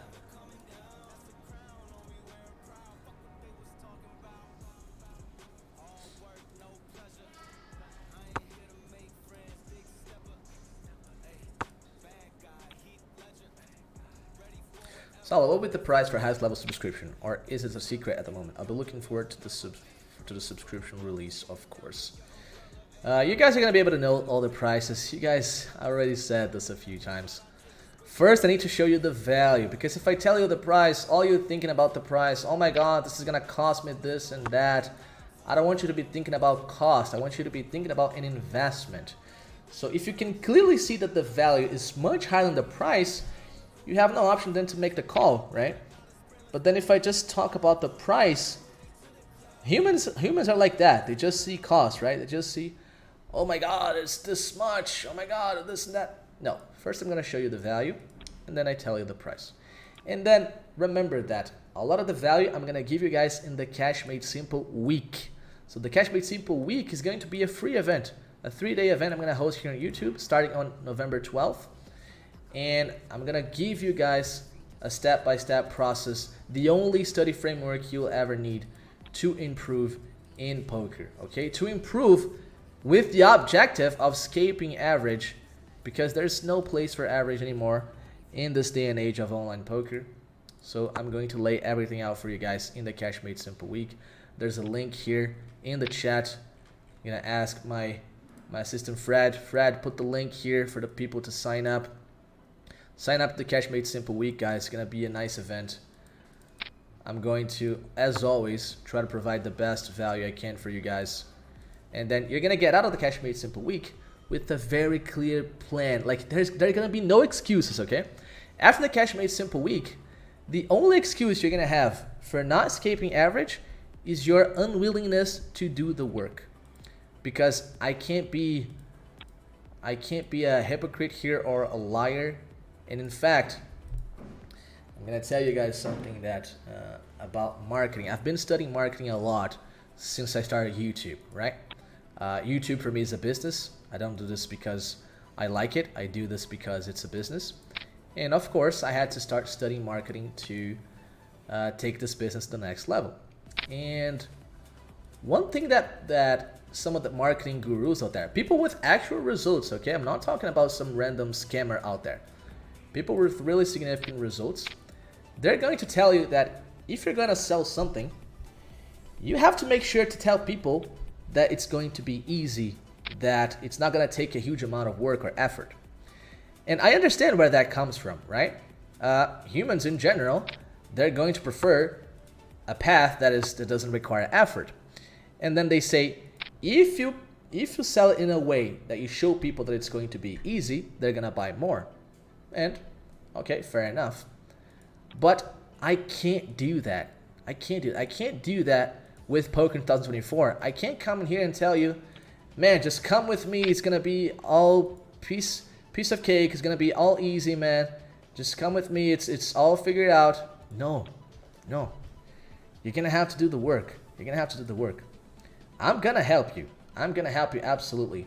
I'm gonna make, let's say, the toughest part, which is designing a step-by-step process that you can follow. I'm gonna do that for you.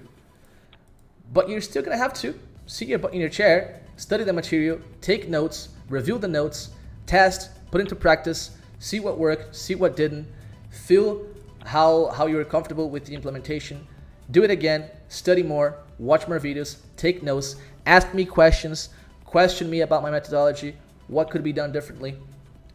I'm going to do a lot of the work for you. And now I'm talking about the Cash Made Simple community. I'm going to do a lot of the work for you, but it's not like it's going to be easy, you know? So get into the Cash Made Simple week, subscribe to the Cash Made Simple week. You're going to have no excuses after the Cash Made Simple week. The plan is going to be out there for you. It's going to be a proven plan. If you do it, you're going to improve faster than your competitors, 100%. Now, does that mean that doing it is going to be easy? Absolutely not. Okay, absolutely not. You're going to have to put in the work. But at least you're not going to feel confused anymore. You're not going to be like 1 hour a day doing those reviews that you do every now and then and asking that friend of yours that plays similar stakes how he would play the hand. No, that's crap. I'm going to tell you to stop doing that. I'm going to give you the plan for what you actually need to do. And then you decide if you want to do it by yourself or if you want to do it with me inside the Cash Made Simple community. Okay, but there will be no excuses. All you're going to have to do is put in the work that the path, the plan is already going to be done for you.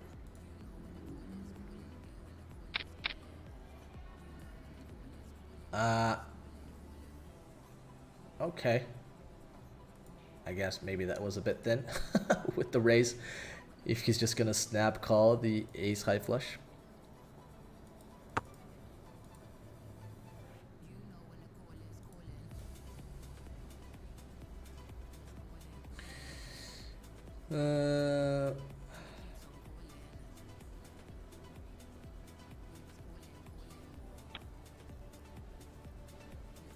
The thing with the sniping is that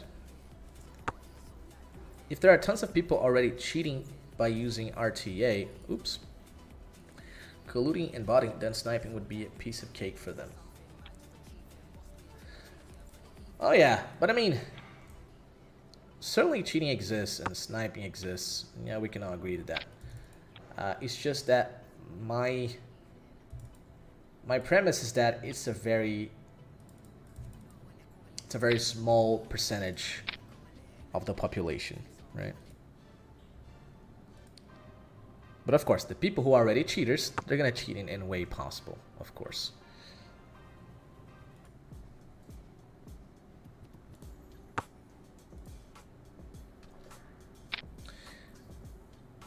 Does studying deep stack increase your win rate in Zoom games in your opinion? I usually rat hole to 100 big blinds since that's what I'm familiar with. Don't snap hole, don't do that. Don't do that, that's a mistake, okay? That's a mistake. Data clearly shows that win rate increases as stack depth increases. It's pretty clear, every stake, every format. When regulars start getting with deeper stacks, they make more money. Now, there could be many explanations for this. I think the most obvious one is that sometimes fish are going to be deep and they're going to be making terrible mistakes and they're going to increase your EV by being deeper with the fishes that eventually get deeper, okay? So do not rat hole. You're making a huge mistake. You're cutting your profitability by a significant margin by rat holing. Don't do that. Oh, but playing deep is uncomfortable. I make a lot of mistakes. I don't know what the thresholds. No one does. No one does. No one does. No one is like on a Monday morning studying how to defend against C-bats 200 big blinds deep in 3-bet pots. No one is doing that. Everyone studies 100 big blind spots and barely study. People barely study 100 big blind spots. Okay, so it's uncomfortable for everyone. It's difficult for everyone. Yes, you're going to make mistakes, but your opponents are also going to make mistakes. The regulars are going to have similar level to you in terms of execution. And then you're going to make money off of the fish that eventually get deep in the session. Okay, so do not do that. That's a huge mistake. You have to get used to more risk, you know? You have to get used to more risk. I often say, as a poker player, you need to embrace variance. You need to do that. You can't be like, oh, I don't like variance. Variance is a bitch. I'm so afraid of variance. Fuck variance, you know? You're a professional, or you want to be a professional at least. Most low stakes players want to become professionals. Fuck variance. I'm gonna embrace variance, okay? For example, I don't run it twice, ever. I don't ever run it twice. Why don't I ever run it twice? Exactly because of that reason. I want to increase my chances of playing deeper stacks. When I run it twice, I just decrease my chances of building a deep stack. So I want to run it once. Fuck run it twice. I want to run it once. Okay. I want to run it once because I want to maximize my chances of building a deep stack. So we need to embrace variance, not run from it. And typically speaking, the players who have a bigger appetite for risk, the players who are really willing to embrace variance, they are going to have the better results, the best results, okay? 6th spot here with the ace jack, but I still have to call given the amount of draws he has. But not looking good in a spot where the turn completes queen 10 with the straight. He completes pocket nines that he's going to have in his range always. And the river is terrible, absolutely terrible. Ace king off with diamonds and hearts. King queen, king 10. It's good in a way that I have an easy fold, but it's terrible for my hand. What? Wow. Okay. I think that's a huge mistake here from him. He gave up ace queen on the fucking best card for him. Buddy, what are you doing? You have to bluff this. You don't even have the heart, you know? He doesn't even have the heart. Absolute must bluff spot here, in my opinion. Absolutely must bluff spot. I would snap fold ace jack there. Surprised at that check.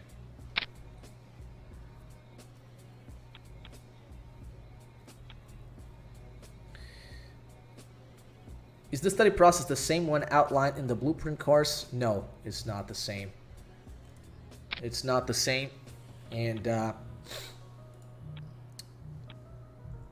what I want to do with the Cash Made Simple community and the Cash Made Simple week is give you guys a glimpse of what the revolution in studying poker is going to be like. In one of my invites that I'm writing for the event, I talk about how this is a very quiet revolution, but that it is already happening. The way we are supposed to study poker to maximize profits is going to change, is already changing, and it has nothing to do with the usual methods that most people have been using in the last few years. In the Low Stakes Blueprint course, I give a very detailed study plan for you to improve on your understanding of theory and build heuristics, and that's absolutely awesome. You're going to continue using that, but there are going to be more things that you're going to do to accelerate your improvement in poker. So there's going to be a little bit of overlap, but it's not going to be the same thing.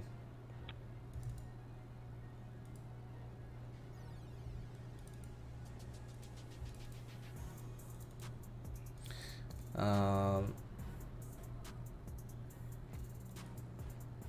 of want to bluff, but I also want to check.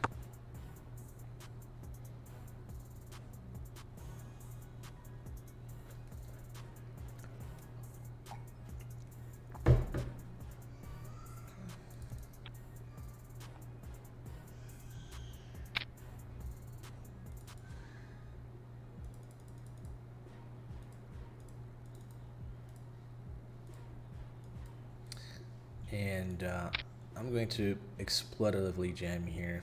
This is not a GTO play, and I hope he doesn't have a flush, but I think the way he constructs his range, and with my blockers, I have a very good chance of just running into a king here, or aces. Basically a hand that can't call this all in, unless he figures I'm way too aggro, which can definitely be the case. But no, he doesn't. Let's go. So that's one of the things I'm gonna teach you guys in the Cash Made Simple week. It's not GTO to do that jam there, I'm pretty sure. It's not GTO to do that jam. But there's a way for you to figure out which spots you absolutely should not follow theory. And I don't think I should follow theory in that spot. Absolutely not. Absolutely not. So click on the link there in the chat. Subscribe to the Cash Made Simple week. I'm going to teach you guys what is it that you need to do. I'm not going to be able to teach you guys how to do the stuff I'm doing here because, of course, that takes study. But I'm going to teach you what you need to do to figure out those spots. What is it that you need to study to be able to pull up plays like that, okay? So sign up to the Cash Made Simple week. It's going to be a free event, a 3-day event on YouTube, where I'm going to give you guys the only study framework you ever need. And my motto has been to provide with you guys with something that minimizes confusion and maximizes efficiency, right? Because let's be honest, we would rather be playing, right? Yeah, no, I'm talking about here how we need to study, how, you know, studying with average methods not going to get you anywhere, and that's all true. But what is it that we really want to be doing? We want to be playing, right? We want to be playing. That's what's fun. That's what makes us money. So you need your study to be efficient. You need like every minute that you put into your study to actually get you somewhere, to actually give you benefits. And I would say about 70% of what you guys do is a waste. Like it's just time that you're taking your time and you're throwing into the trash can. It's just like taking your time. 40 minutes, 45 minutes, 50 minutes. You're just throwing in the bin because it's just giving you no benefit. Those half an hour that you spend discussing a hand on Discord with your friend, useless, completely useless. Completely useless. That marked hand that you were super unsure about that you played on yesterday's session, and then you start your day by reviewing GTO Wizard by checking that hand. 70% of it useless. No benefit at all. So I want to give you guys a framework that is sufficient. You're going to sit to study. You're going to know exactly what you're going to have to do. There's no confusion there. Oh my God, what do I study today? What I need to do? What is the method? Do I check it against GTO Wizard? Do I upload my hand? Do I check it on the general sim or the complex sim? Do I send it to my coach? No, you're gonna know exactly what you're gonna have to do. And the minutes you spend doing that, they're going to be effective. They're going to get you somewhere. At the end of the day, as a poker player, you need heuristics. What is heuristic? Is a simple solution to a complex problem. That's actually a Wikipedia definition. I really love that definition. A heuristic is a simple solution to a complex problem. Poker is complex. By the time you get to play, you need to figure out, on this board with this hand, I do that. That's what you need. And then the more specific your heuristics are, it's not like they're going to become more complex. They're going to become more specific, you know. with this type of hand on this board, on this Renault, against this player with this suit and this blocker, I do that. It's not like this is complex. It's just that it's very specific, right? So what you need is build heuristics. You need to figure out how to effectively and quickly build accurate heuristics. That's also something. A lot of you guys, when you're studying poker, you can't build an accurate heuristic because you see something on a solver and you think that that's a heuristic, but the pattern doesn't repeat itself in other spots. But then you keep making the same mistake of repeating that pattern in spots that you think are similar.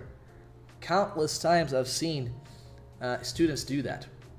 They saw a play in like a 3-bet pot on the river that the solver clearly prefers this hand or that suit, and then they repeat the same thing in another completely unrelated spot, thinking that they discovered a heuristic, but then they're just learning the wrong thing. Like there was no pattern there to learn.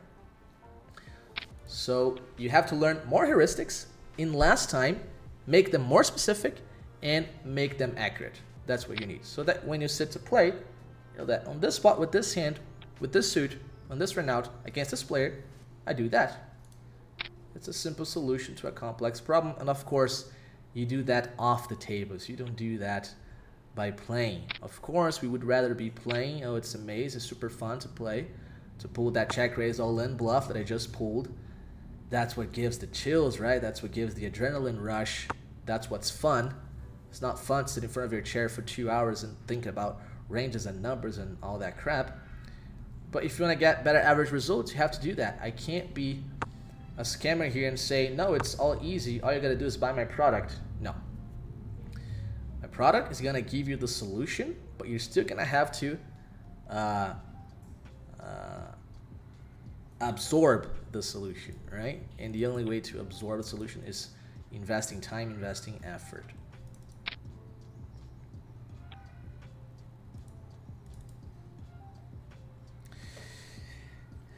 Where we subscribed 3 weeks, there's a link right there. Fred just posted.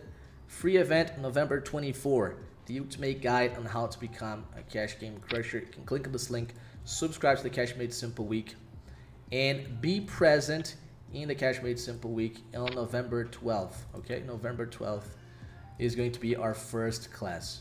You guys are gonna notice when you click the link and you subscribe to the Cash Made Simple Week, you also should get into our WhatsApp group of the event. Okay, in the WhatsApp group of the event, I'm gonna post exclusive materials about the event, like the PDFs of the presentations, exclusive materials on the streams. Also, you're gonna get notifications on the stream so that you don't miss the streams. The streams will not remain recorded in my YouTube channel. Okay, the 3 streams of the Cash Made Simple Week, they will not remain live on my YouTube channel. I'll only make them available for the people that are subscribed to the event and that get into the WhatsApp group. And to give you guys even more incentive to be there so that you don't miss it, I'm gonna give a giveaway of the Cash Made Simple community. Okay, one of the people that is subscribed to the event, that is inside the WhatsApp group,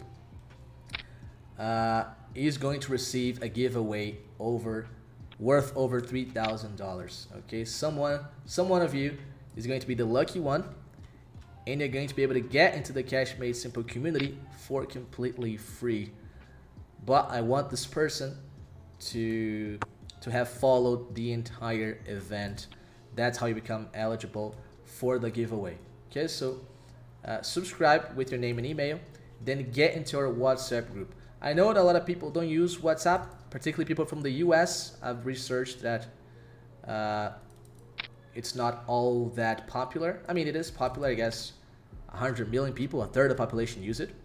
But here in Brazil, 90% of the population use it. So in here, it's way more popular than it is for people in the US and maybe some countries in Europe.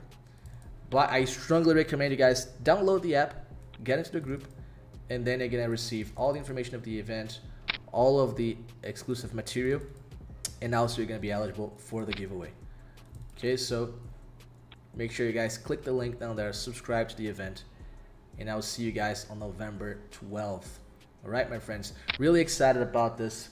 I really think I understood what is it that can give of the most value to the community at this day and age. I saw a problem. I think there exists a significant problem today. I think you guys need this, and I think I'm the one to provide you guys with this. In the Cash Made Simple week, as I said, it's gonna be a free event. You guys are gonna have access to it, and then at the end of the event, I'm gonna make the announcement of the community, and you make your decision to join or not. All right, my friends.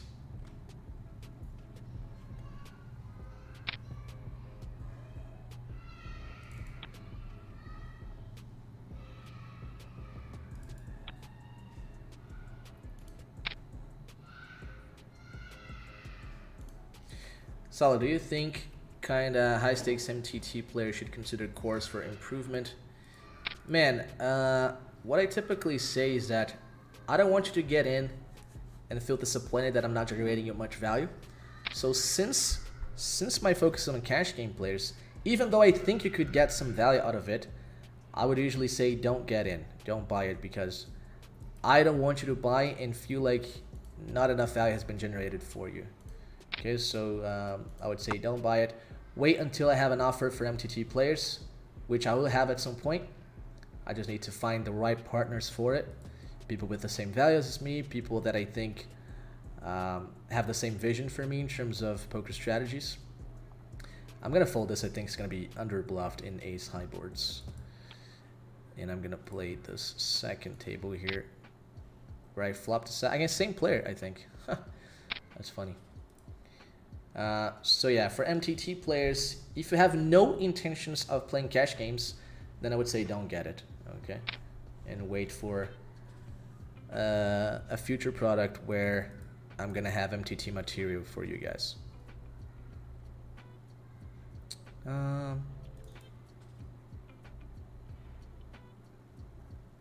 I kind of want to raise, but I kind of don't want to raise. I'm gonna do it anyway, though. Against the click, he's going to be forced to call with his kings, jacks, queens. And I'm going to have a great opportunity to bet the river.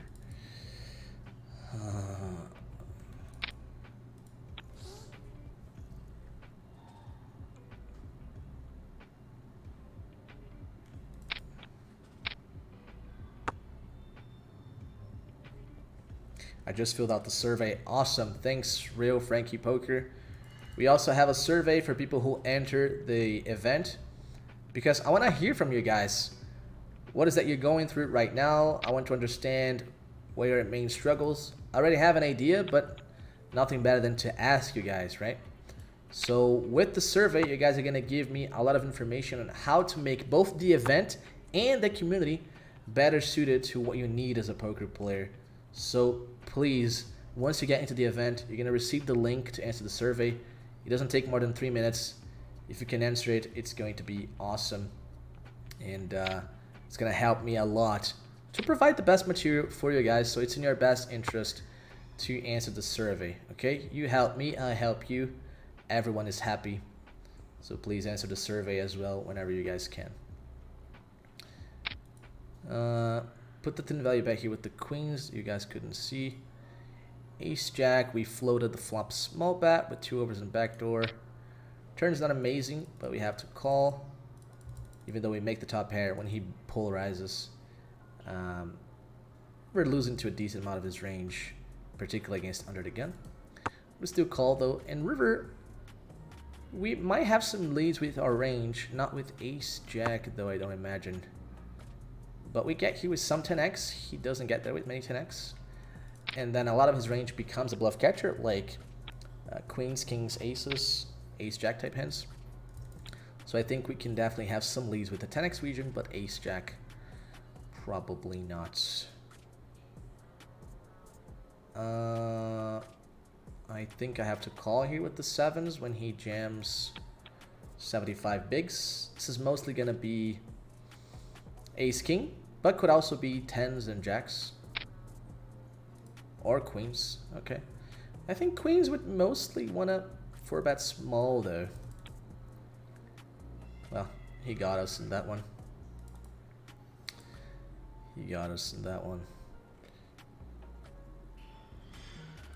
I'd love to be the first member of the Cash Made Simple community. For real, I'm tired of wasting time. Awesome, my friend. That's the feeling. That's the feeling. I want people committed to really improving poker. I want people that feel like average is not enough. And I want people who really feel like with the right direction, they have what it takes to succeed in this game, to overcome average, to get into the top 20% of the regs in their pools, to capture, you know, the top 20% of the regs, probably from Pareto principle. I would say it's very likely that's the case in poker. The top 20% of regs are collecting, in any given pool, they are collecting 80% of the winnings from that pool. So you have to become top 20% of regs if you want to have the life you envisioned when you started with poker, right? If you ever considered poker as a profession, it's because you either wanted money or freedom, one of the two. For most people, 95% of people, I would imagine. It's because you wanted money or the freedom that it provides. And to get that 2024, you need to overcome average. Average is not enough anymore. So that's what I want to offer in the Cash Made Simple week. A process, a framework for you to overcome average results, average improvement, and then the Cash Made Simple community as the solution to that problem, where I'm going to guide you through my methodology with content every day. Every day there's going to be new content in the community, practical content, content that is optimized for what you really need. You don't need 40-minute theory videos, 50-minute plain explains with a bunch of random hands. You need practical content that improves your heuristics. You need more heuristics, you need clear heuristics, you need more accurate heuristics. That's what you need, because next time you sit to play, you need to figure out what to do with king, queen on that board against that player in that spot. That's what you need. There's nothing else you need. You don't need 40-minute videos that you watch at 1.5x speed just to figure out that specific block your heuristic that some guy wants to teach you. You need practical stuff, because the game's tough. The game is tough. You need to improve faster, and that's what I'm going to provide you guys in the Cash Made Simple community. But first, you need to be in the Cash Made Simple week. The Cash Made Simple week, the process is going to be all there for you, and then you decide if you want to get into the community or not. So click the link here. We're getting towards the end of the stream. Click the link, sign up to the event, answer the survey, get into the WhatsApp group, okay? Exclusive materials there, notifications about the streams so that you don't miss the streams, and also you're going to be eligible for the giveaway, okay? I know some of you don't have WhatsApp installed, but install WhatsApp in your phone, get into the group, and don't miss any information about the event, okay? I'm preparing this with a lot of care, with a lot of intention. I've actually been preparing for a few weeks already, okay? So I'm always working in the background, and I have been working on it, I have been preparing it, and you guys are going to get a lot of value. I'm 100% sure you're going to get a lot of value from it. Even if you decide not to get into the Cash Made Simple community, you're going to get a lot of value from the Cash Made Simple week, from the framework I'm going to lay out for you guys. I'm going to teach you guys the only 3 things you need to study as a poker player. There are only 3 things you need to study as a poker player. Only 3, not 2, not 4, not 10. Only 3 things. I'm going to tell you exactly what those 3 things are. And I'm going to give you the best plan on how to study them to maximize efficiency, minimize confusion. All right, my friends. Hope you guys enjoyed the stream. There was some fun hands. I liked this. Of course, we were speaking a lot, talking a lot, chatting a lot, but we played some nice hands. That was cool. I will keep the stream on my channel here for the next few weeks, so that more people can see it. So Fred, my assistant Fred, if you're watching this, don't take this video out, okay, Fred? We typically take out our free coaching Thursday videos, but this one is special. This one is the announcement of the Cash Made Simple week, so I want more people to see it. And we're going to have more of these live streams over the coming weeks. So we have 2.5 weeks up until the event.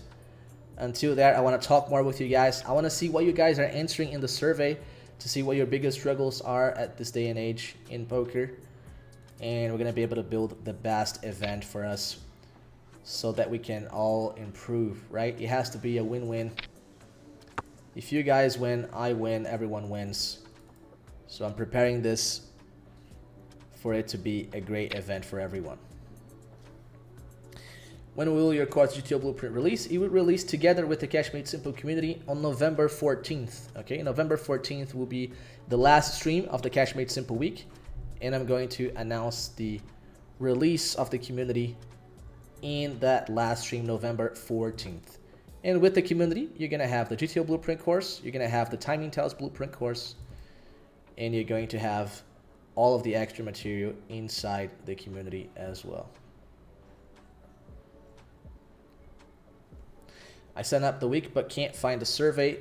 The link for the survey is gonna be sent automatically to your WhatsApp once you join the WhatsApp group. Okay, so join the WhatsApp group. The link will be sent to you in private automatically, and then at some point, if not today, tomorrow, you're gonna receive an automatic email also containing the link to the survey. Okay, so check your WhatsApp and also check your email for the survey link.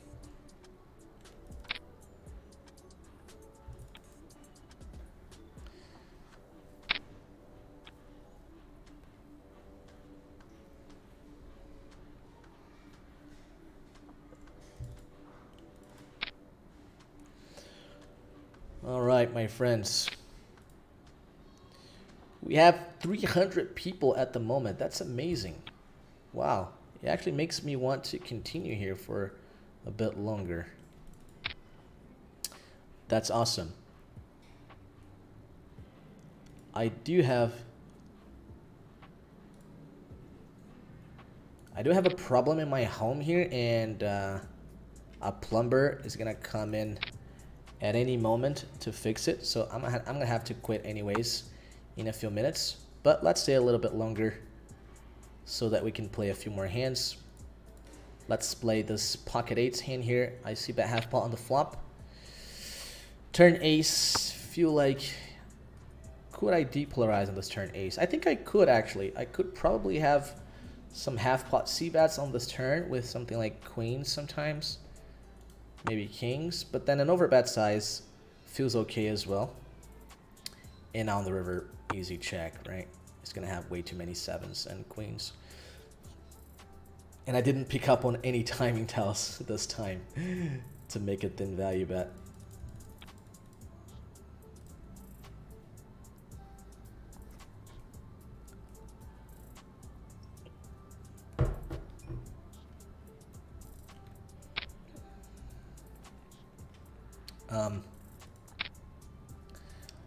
I like to exploitatively over 3-bet against 3x opens because it's either a recreational player, in which case I don't mind 3-betting very wide, or it's a regular with not probably the best range construction. Data shows that regulars that open 3x tend to fold a lot and 4-bet not so much against 3-bet. So I like to 3-bet quite a lot against 3x opens because I'm either facing a fish or a regular that I can potentially exploit at some point.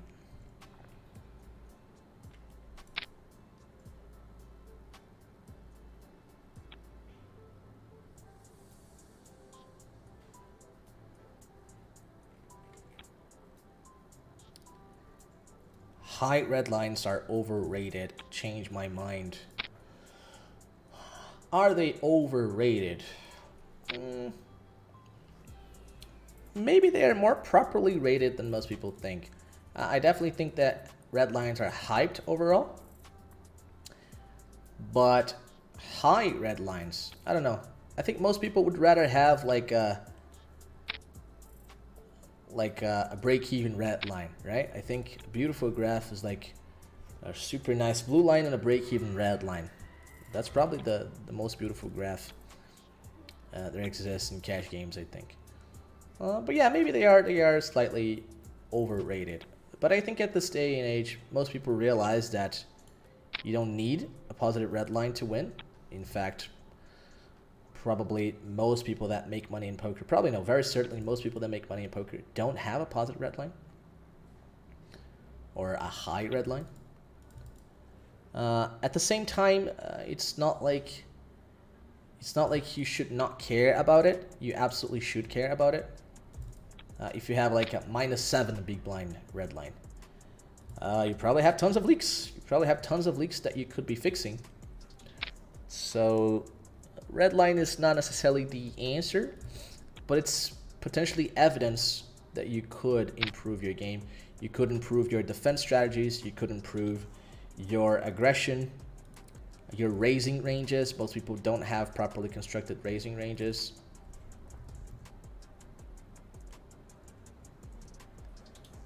So I think red lines might be slightly overrated, but at the same time, you need to care about them. It's not like you should just pretend that it can't be a problem. Sometimes it is a problem. And I would say for most low stakes players, it is a problem. Most low stakes players are just not aggressive enough, overfold everywhere, don't raise enough in pretty much any spot, don't bear enough air in pretty much any spot, don't call bluff catchers, weak bluff catchers in almost any spot as sufficiently as they need.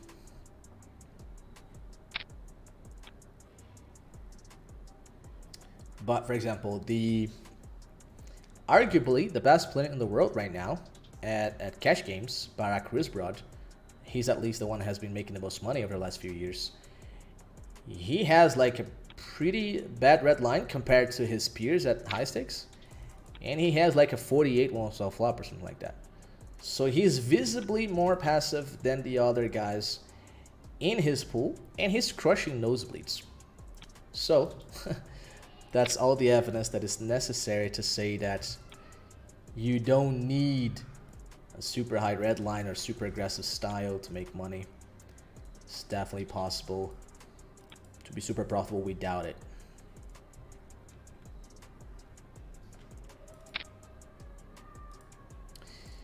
Ace king, we're gonna go for the 3-bet here.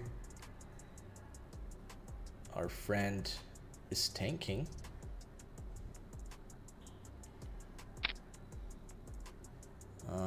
He eventually calls. Jack 3 deuce two-tone. I'm gonna go half for check on this texture. This is one of the stuff I'm gonna teach you guys in the Cash Made Simple week as well. A proper methodology for approaching pseudo-balanced strategies, right? You guys get super confused how to apply GTO in game. There's a framework you can use that I've been using for the last several years to make the execution of GTO strategies much easier. Of course, you're not gonna play actual GTO, that's impossible. But you can get pretty close to a pseudo-balanced strategy, you know, to a simplified GTO strategy that is very reasonably balanced, that the exploitability of your strategy is not going to be high at all. And that's actually implementable, that's actually achievable. And here I think we just go for the jam. Should I have a small check raise size? Probably. I think it probably should have. Because my flushes don't want to jam, right? I think sets want to jam, but flushes don't want to jam. So I think I need two sizes here. One jam, one small. The easiest way to play this hand is the jam. But I think the small is nice. The small puts pressure on the Jack-X region. And we get there. Nice! Let's go. Alright, that's the perfect way to end it. Is it possible Barack has been running good? Yeah, absolutely. There's always that chance. There's a sick read that I made. Yeah, you guys should read this book. It's called Fooled by Randomness. This book right here. This fucking book is amazing. Fooled by Randomness by Nassim Taleb. He was a trader at the New York stock market for a decade, I think. And he then became sort of like a philosopher of some kind, and he made a series of very best-selling books. I have 3 of them here in my house. In this book, Fooled by Randomness, he talks about how, for example, in the business of trading, let's say that the chances of having exceptional results with your trades in one given year is kind of a coin flip. It's 50-50, right? Because it's mostly chance. He says that if you have a large number of traders trading at any given year, given that it's mostly by chance that you're going to have exceptional results, eventually, if you have a lot of people trading, just due to chance, you could have a guy that 15 years in a row, he flipped heads and he got exceptional results just due to chance. Oh, this is going to happen 0.001% of the time. Okay, but there are like 3 million people doing it, 5 million people doing it. There's going to be 1, 2, 3, 4 guys that are going to flip heads every time in a row for 15 years in a row, you know? And then everyone attributes those results to a skill when it's actually just luck. And that can happen in a lot of different markets in life, where short-term results are mostly due to chance. And then if there are a lot of people doing it, at some point there could be a guy that got extremely lucky, and then everyone's going to say that he's a phenomenon, but there is a chance it was all due to luck. Of course, in poker, there are ways to measure this, and if the guy has a substantial sample, then the chances that his results are due to luck decrease and decrease and decrease. But given how so many hands are played over the years, even how so many players come and go in poker, there's always the chance that this one guy just ran extremely hot and everyone is going to attribute those results to skill. I don't think it's the case with Barack. I think he definitely is a very skilled player and his results cannot be attributed to luck. But we should be very careful of assigning skill just due to results, especially in short time frames, like 1, 2, 3 years. I would say anything lower than 3 years, you have to be very careful about. And then, of course, the best measure is always going to be longevity.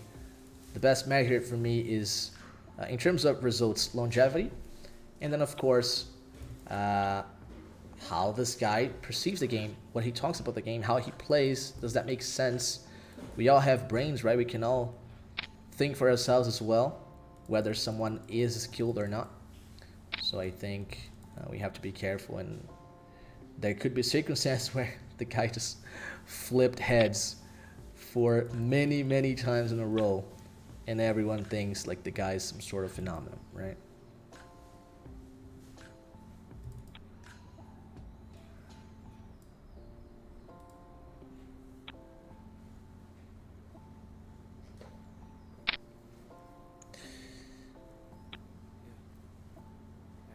The thing with Redline Crush is that they seemingly never run bad, because they don't need hands to win. And whenever they run hot, they absolutely annihilate. So I would take Stefan over Barack every time. I mean, you're talking about mostly the technical part of execution, but the mental part is extremely important as well. Like, if you crush everyone, but every now and then you punt because you get tilted or you get into ego wars against other players, then you're likely going to have worse results than this other guy, right? So from a strictly technical perspective, then I think you have a point. But poker is not only technical. It's not only just about how you play your range in this or that spot. It's how stable you're able to be with your strategy, even in uncomfortable circumstances, even when you're running bad, even when you're playing against people that make you uncomfortable. You know, there's a lot of levels to this game. There's not just about, you know, just figuring out what to do with your range here and there, because a lot of times you're not going to perform at your best, right? A lot of times you're not going to perform at your best. Let's finish the stream with the bluff here. This guy's going to bet and I'm going to go all in. Let's see. Nah, he doesn't. He didn't take the bite. I would bluff this 9-8 if he bats the river. He didn't. He tanked a little, which kind of makes me want to go thin. This is an exploit here. This is not GTO to do. But I think given his timings, it's the best play. Nice, that was a nice way to end as well. We found a thin value bet where most people would check due to his timings here. So another timing exploit for you guys to take a look into. So that's it, my friends. Hope you enjoyed the stream. Sign up to the Cash Made Simple Week. There's a link here in the chat and also in the description of the stream. And I'll see you guys next week. Next week we're going to have another stream, probably on Monday or Tuesday, but I'll let you guys know in my platforms. And I see you guys next week. All right, my friends. Sign up to the Cash Made Simple Week. Come on, let's go. Sign up to the Cash Made Simple Week, and I see you guys Monday or Tuesday. Bye-bye, my friends.